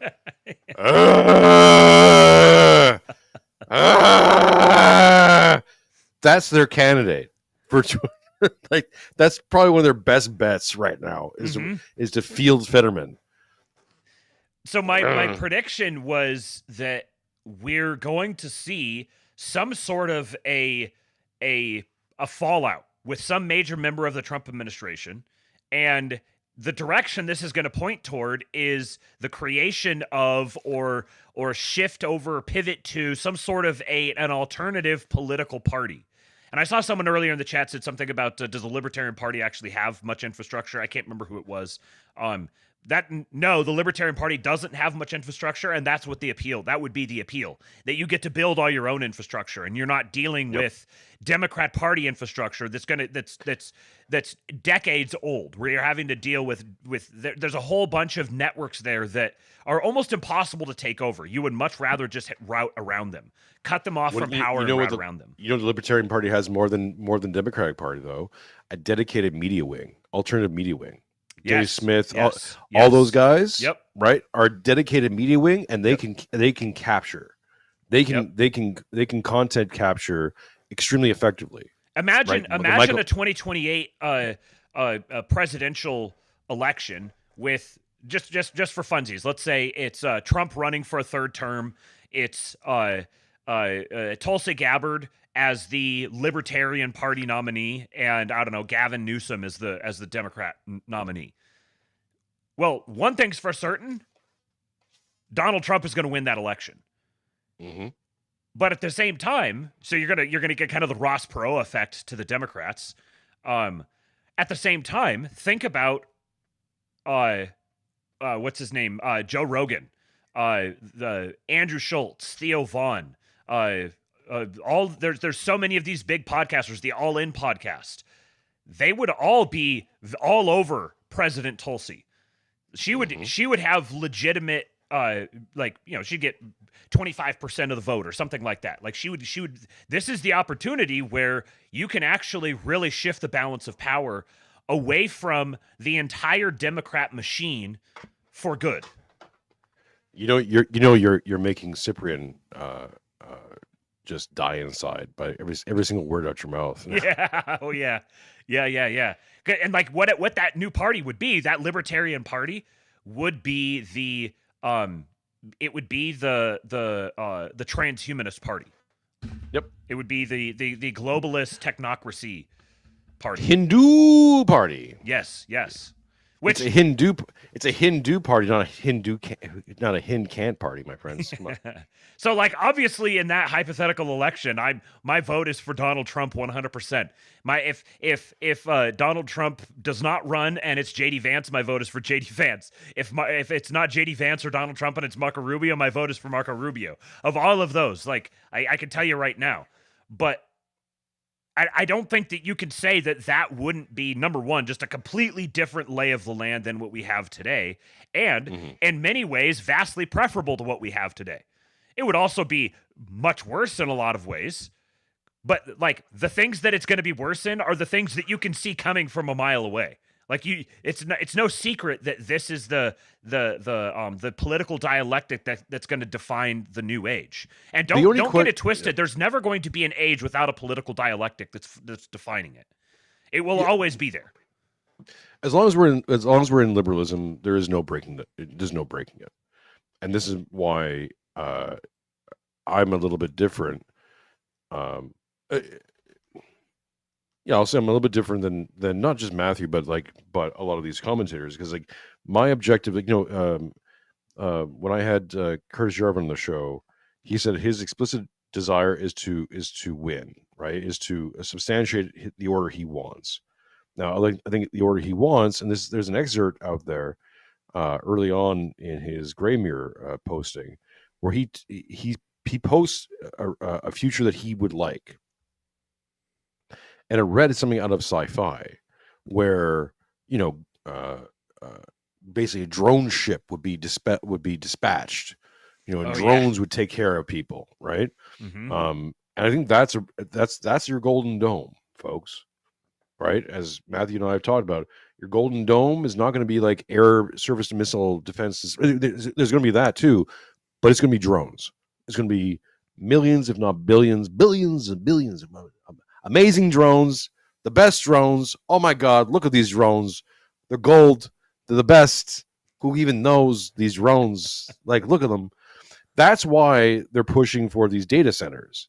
The data centers don't make sense for AI. You don't need a big giant data center for AI. You do need them for doing drone logistics, though. If you're going to run a drone swarm out of a hub, you do need that.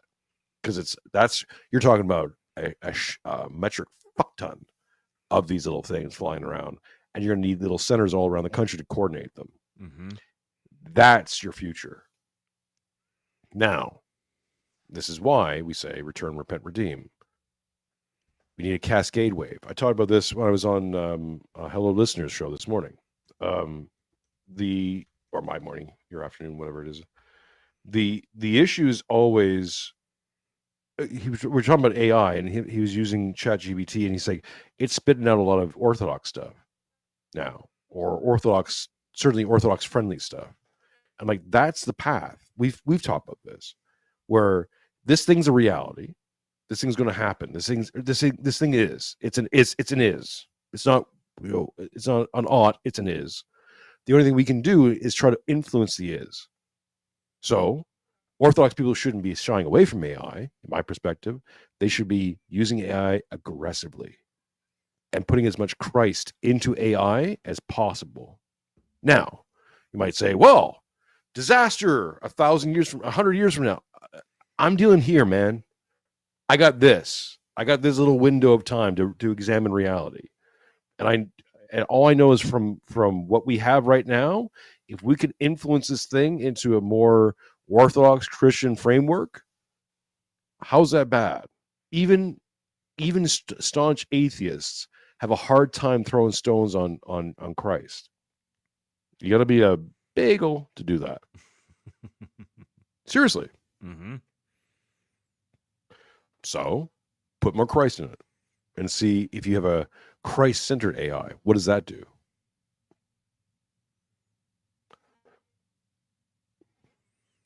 You reminded me of this tweet from Naval Ravikant from now over 6 years ago, which is kind of crazy to think about. He said, the distant future is small free cities with drone armies and skill-based immigration policies surrounded by a sea of failed socialist states.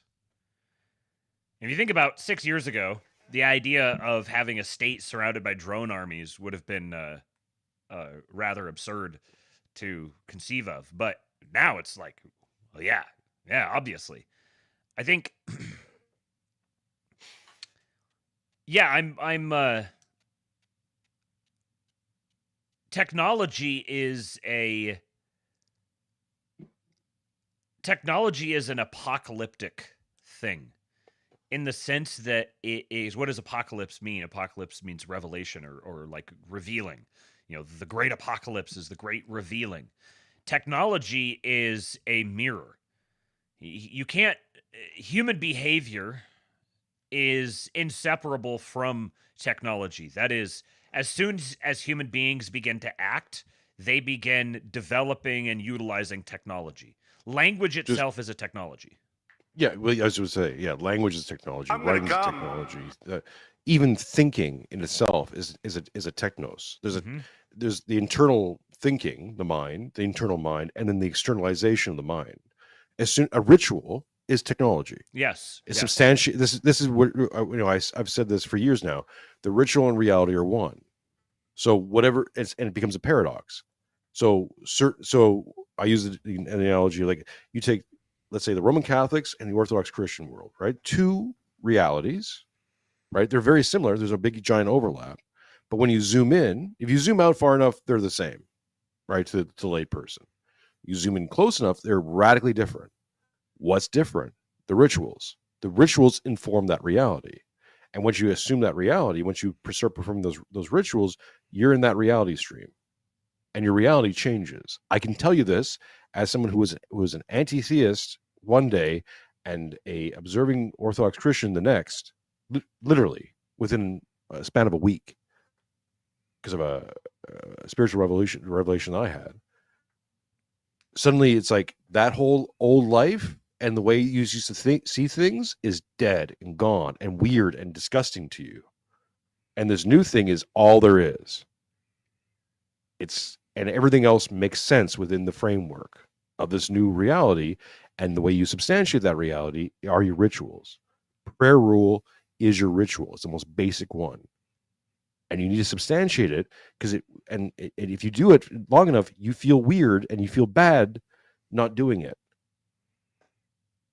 If you feel shame for not saying your prayers, that's your key. Mm-hmm. That means you're living in a new reality. Mm-hmm. And that doesn't exist outside of that reality, does it?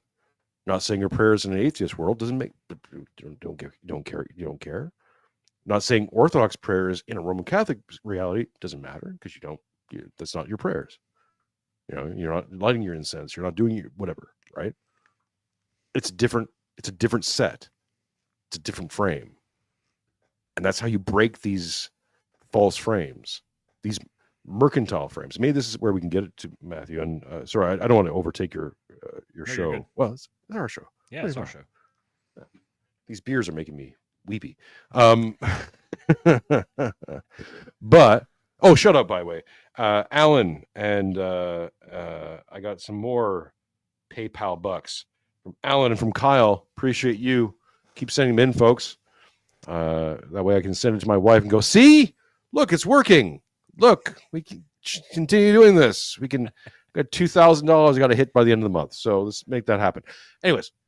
Let me shout out my super chats here as well, real quick. Yeah. Slosher with 10 Canadian dollars. We got some leaf bucks in the house. He says, no joke, Canada has a maple syrup reserve. It's kind of like the United States has a cheese reserve.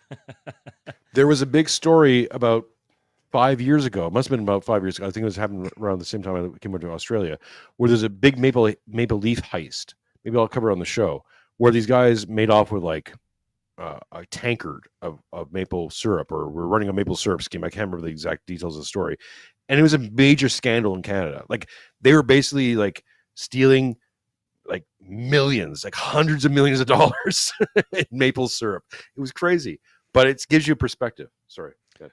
We have Assman Gold in the chat. Shout out to Assman Gold. We've got Assman Gold. Gold. We've got Mr. Butt Poop. We've got the best Labians, man. I think it's just an alt. I think Assman Gold is his alt. Maybe, yeah. I don't know. Butt Poop, Zach, man. Yeah. Call me, man. We'll do some business. The $10 or $5 from Samoa Bob. He said, "God AI, you say? Are you secretly Terry Davis?" Yes.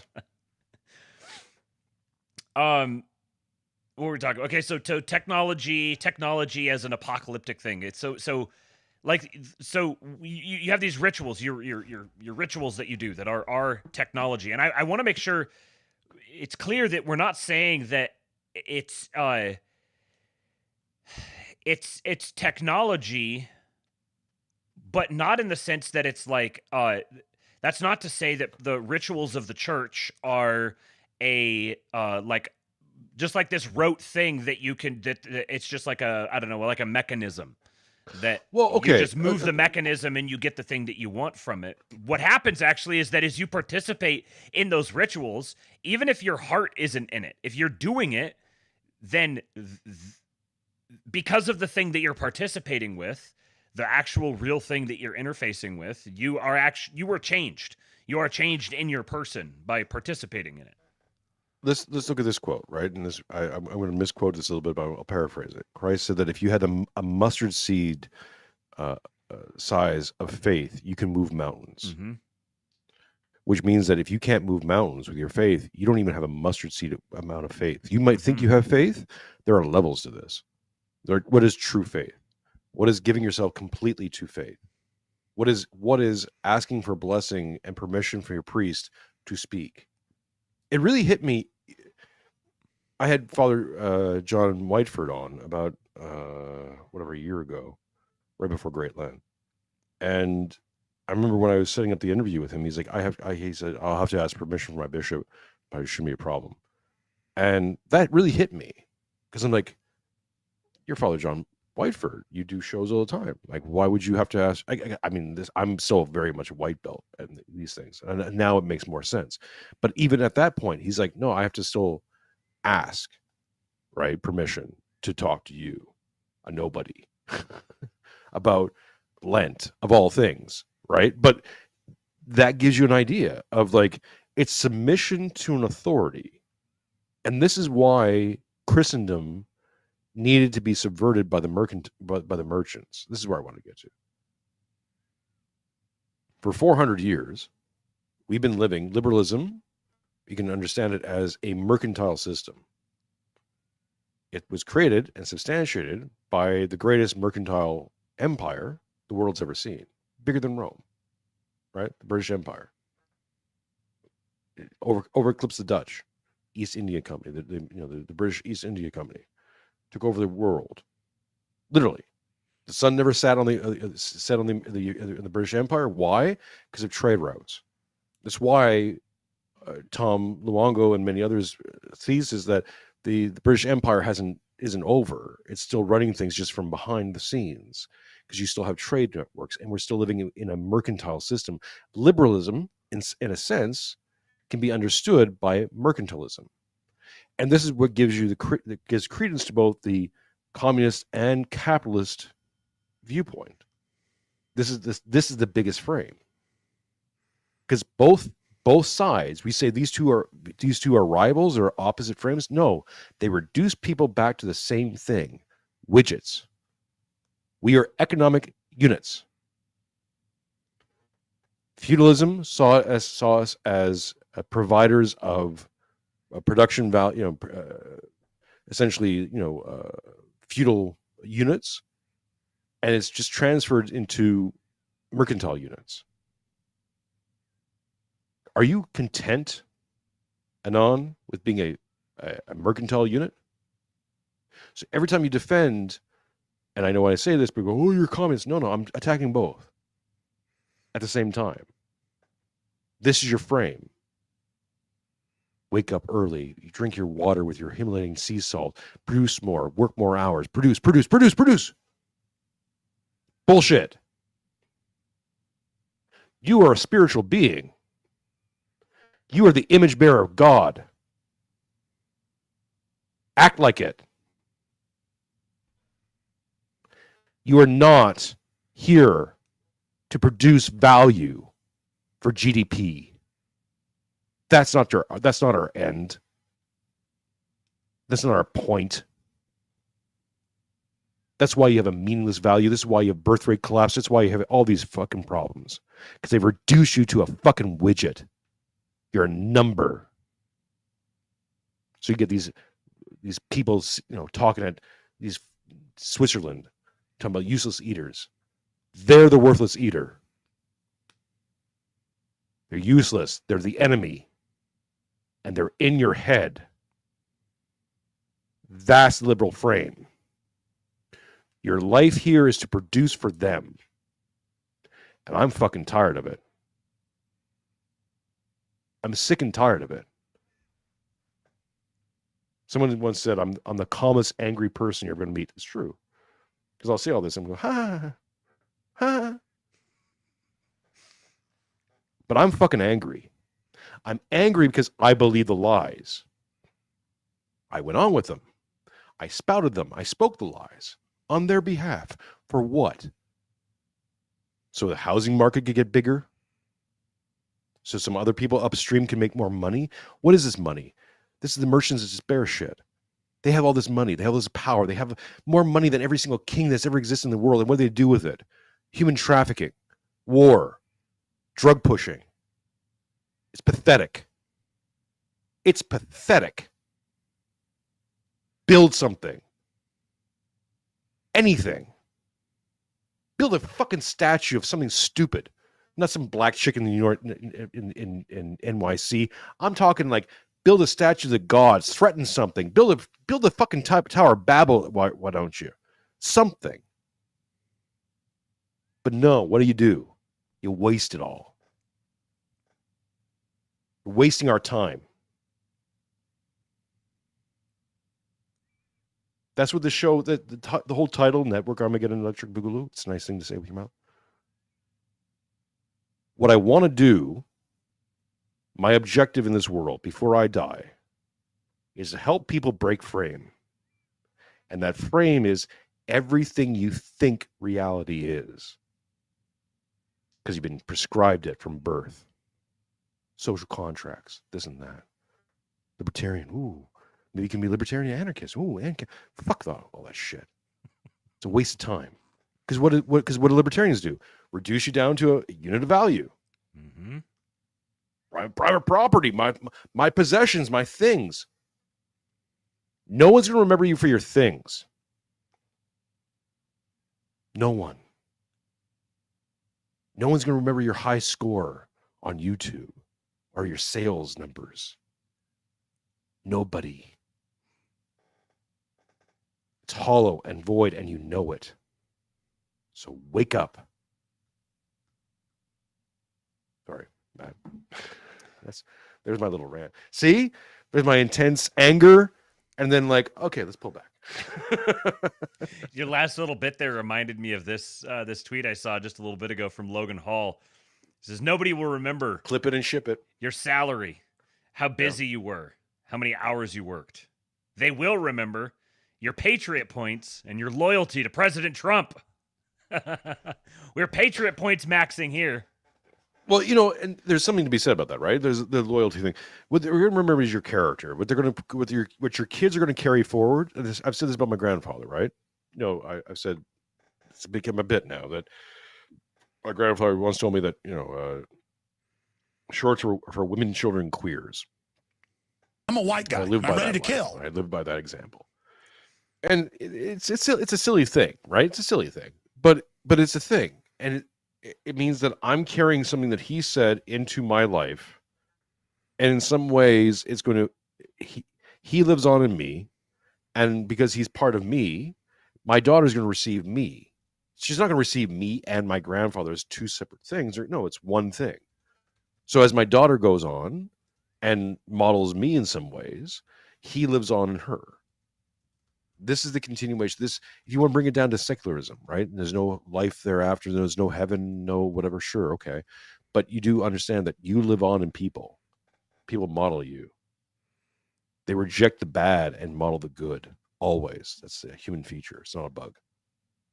And sometimes they model the bad, but they want to get rid of that. They go to therapy to get rid of that shit. Right? So you want to make sure you're the part of the part of you lives in them that they're not trying to get rid of. there's a whole movement. I don't know if I told you this, Matt. I won't say too much because I'm gonna whatever. But there's this new movement bubbling up in the ether called reparenting. Have you heard of this yet? No. Oh, you're probably going to. I predict that you're going to hear a lot about this in the next few years. Basically, it's this new therapy idea of simply identifying the reason why you're a bad parent. You're not a bad parent. You're just parented badly. So you need to go back into your past, examine your past, realize where your trauma is, and reparent yourself to be a better parent. This is my point about men's mental health. It doesn't exist. There is no such thing as men's mental health. Men's mental health is women not talking. That's what it is. That's it. That's all it is. Not cast. Men's mental health, it comes down to no self-doubt, confidence. If you have confidence, you have great mental health. If you have doubt, poor mental health. That's it. But these fuckers are introducing this invariable, right? It's the whole why gays have to be born this way, right? People will defend that to the day they die, because why? It gets you out of responsibility. It's not your bad parenting. No, it's your parents' bad parenting that you inherited. And this is how Girardi memetics can go astray as well, right? Is that if we keep applying this feminine urge to blame, and not me, it's pas ma faute. It was this trauma I suffered when I was 6. So you'll hear a lot about that. That reparenting sounds like a bunch of fucking commie gobbledygook. Yeah, well, it's disgusting because it's a great way for, and oftentimes when you hear about these things, they'll hold up the worst parents possible, right? Like, I watched a movie about this recently, and yeah, the ideal is like they're assigning this narcissistic treatment policy to narcissists. Which I thought was beautiful. Like, oh, so your problem is you, because it's all about you, isn't it? It's all about you, not about the kids. It's all about you somehow. It's all about you. You're the problem, and because you can reparent yourself with the assistance of all these other people you pay some money to, but you can fix yourself. So it's you squared. Mm-hmm. That's amazing. Isn't that amazing? Mm-hmm. How it's all about you all the time. And maybe if you stop, maybe don't think about it not being you for a second. Like, maybe it's about your kid. Maybe you should make it about your kid, and not about you for a second. No. It's got to be about you somehow. That's the reason why they're a bad parent is also the solution to why they can be a better parent. This is reparenting. Look into it. You're talking about this mercantile thing. We've talked about this in the show in the past, but I'll mention it again. You think about, I don't know, go back 1,000 years, something like that, and think about what the social structure was. Like there's like the system of governance that was predominant at the time, but it's not just like the mechanics of the system of governance. It's the frame that the popular frame that substantiates and reinforces that system of governance. So you've got the system of governance, and you've got the political formula that substantiates it, and the collective buy-in to that political formula, and the participation in the rituals that are inherent to that political formula. And what was it then? You have the king is an outworking of the tribal chieftain, who is an outworking of the family patriarch, who's an outworking of the father. You've built up to the point where the largest single political polities were an elaboration from this, like just a scaled up model of the family. So ultimately, you have territory that's owned by the king. And even if it's not necessarily owned directly by the king, it's owned by the lords who've pledged their fealty to the king. So the king owns it by proxy.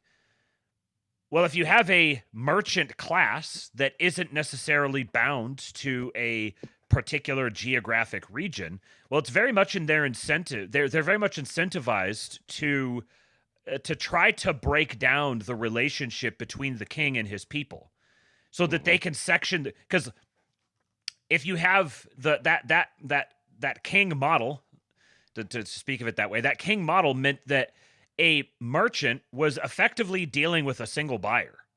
For that, this is oversimplified, but kind of conceptually, they're dealing with a single buyer. If the king says you're not going to operate within my territory, then you're not going to. So every transaction that merchant participates in as they travel, they're going by boat from country to country, from region to region.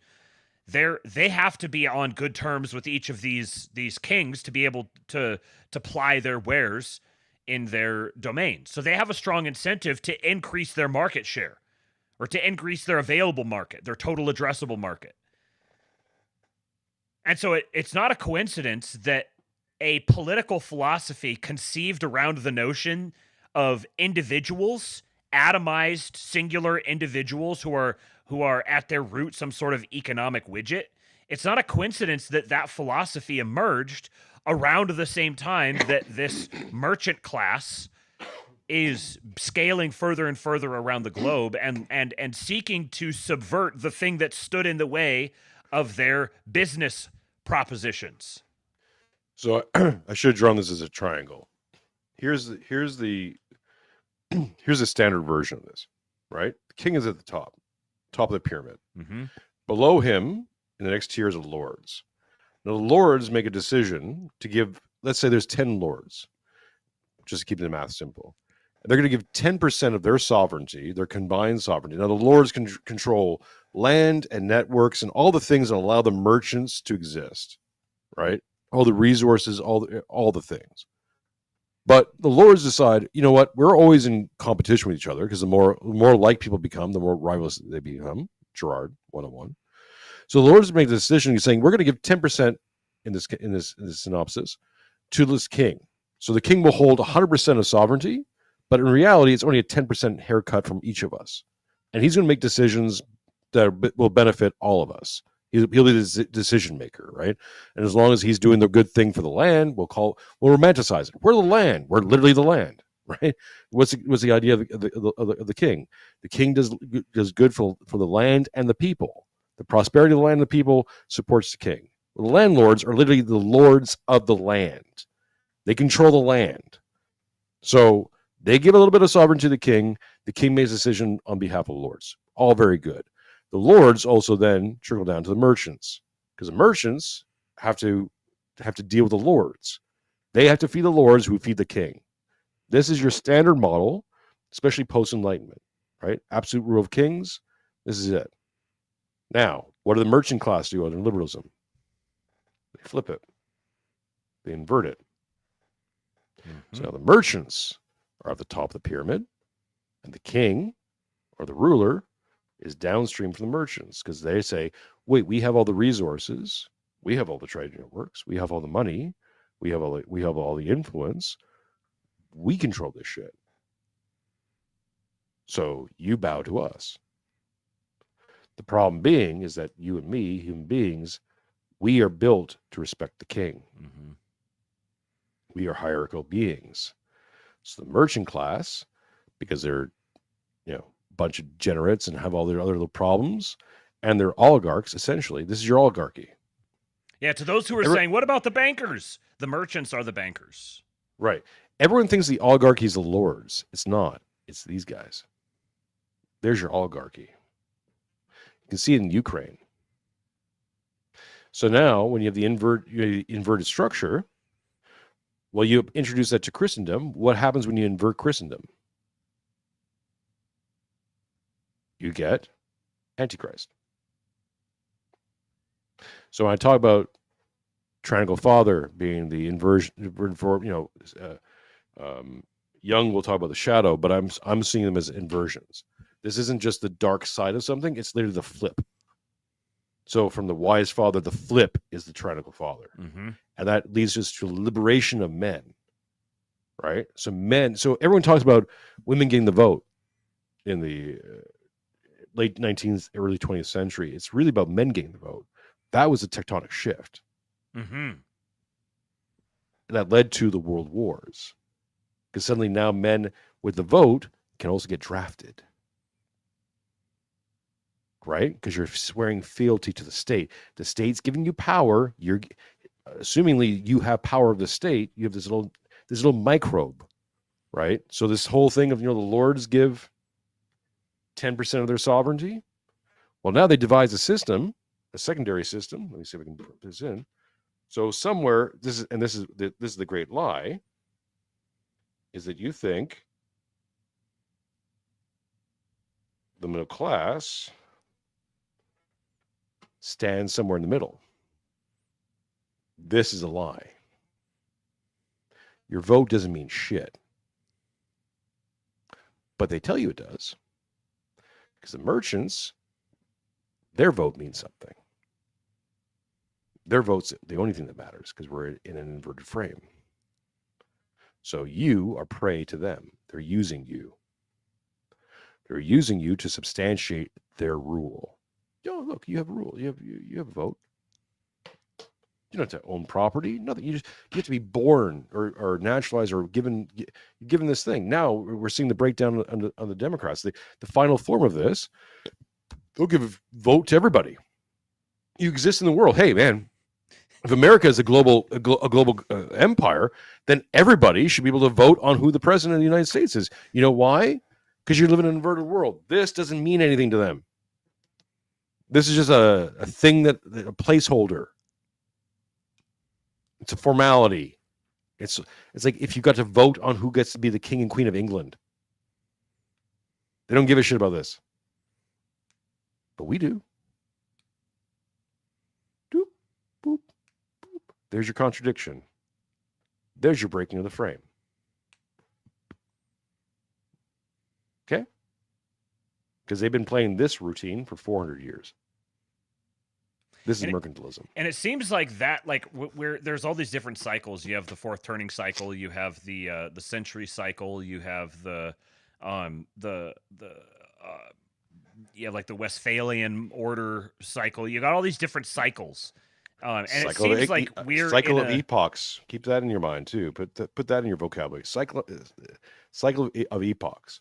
You're going to hear a lot more of cycles too. Right. It seems like we're at this point where a bunch of these different cycles are all they're all coming due at the same time. So you have little ages where you turn from an old age to a new age, but it's not. It's like a higher order cycle, and then there's cycles within cycles, and it seems like we're turning over a bunch of cycles simultaneously right now, where. We're not just. It's not just the post-war order that's being called into question. It's the entire Westphalian order, the entire liberal order, the entire Enlightenment order. A lot of this stuff is all being called into question right now. So, when we think about how, we're in this this liminal time, and lots of things, everything's becoming very fluid, and so. It's kind of anyone's guess how things are going to fall out. Sort of like if you took a I don't know, you have one of those, a jar with a bunch of insects in it or whatever, and it's covered, and you flip it over and dump it, and everything gets upended, and then it lands, and you're sort of taking bets on which quadrants on the ground at the bottom, how many insects are going to land in which quadrant or whatever. You're kind of trying to estimate how what the outcome is going to be, and none of it's determined right now. The nothing ever happens guys want to say, oh yeah, we know exactly how things are going to turn out, but nobody knows exactly how things are going to turn out because it's kind of the nature of these sorts of periods of time. You wouldn't have predicted that the Civil War was going to happen when and how it did. You wouldn't have predicted that the Articles of Confederation would have been created, and then they didn't get a constitution after that. Nobody would have predicted that ahead of time. Or where even do you see things going now? Well, even if you did predict all those things, you wouldn't predict that Lincoln would have been assassinated. Right. I'll predict this: there's going to be a murder. Mm-hmm. There has to be.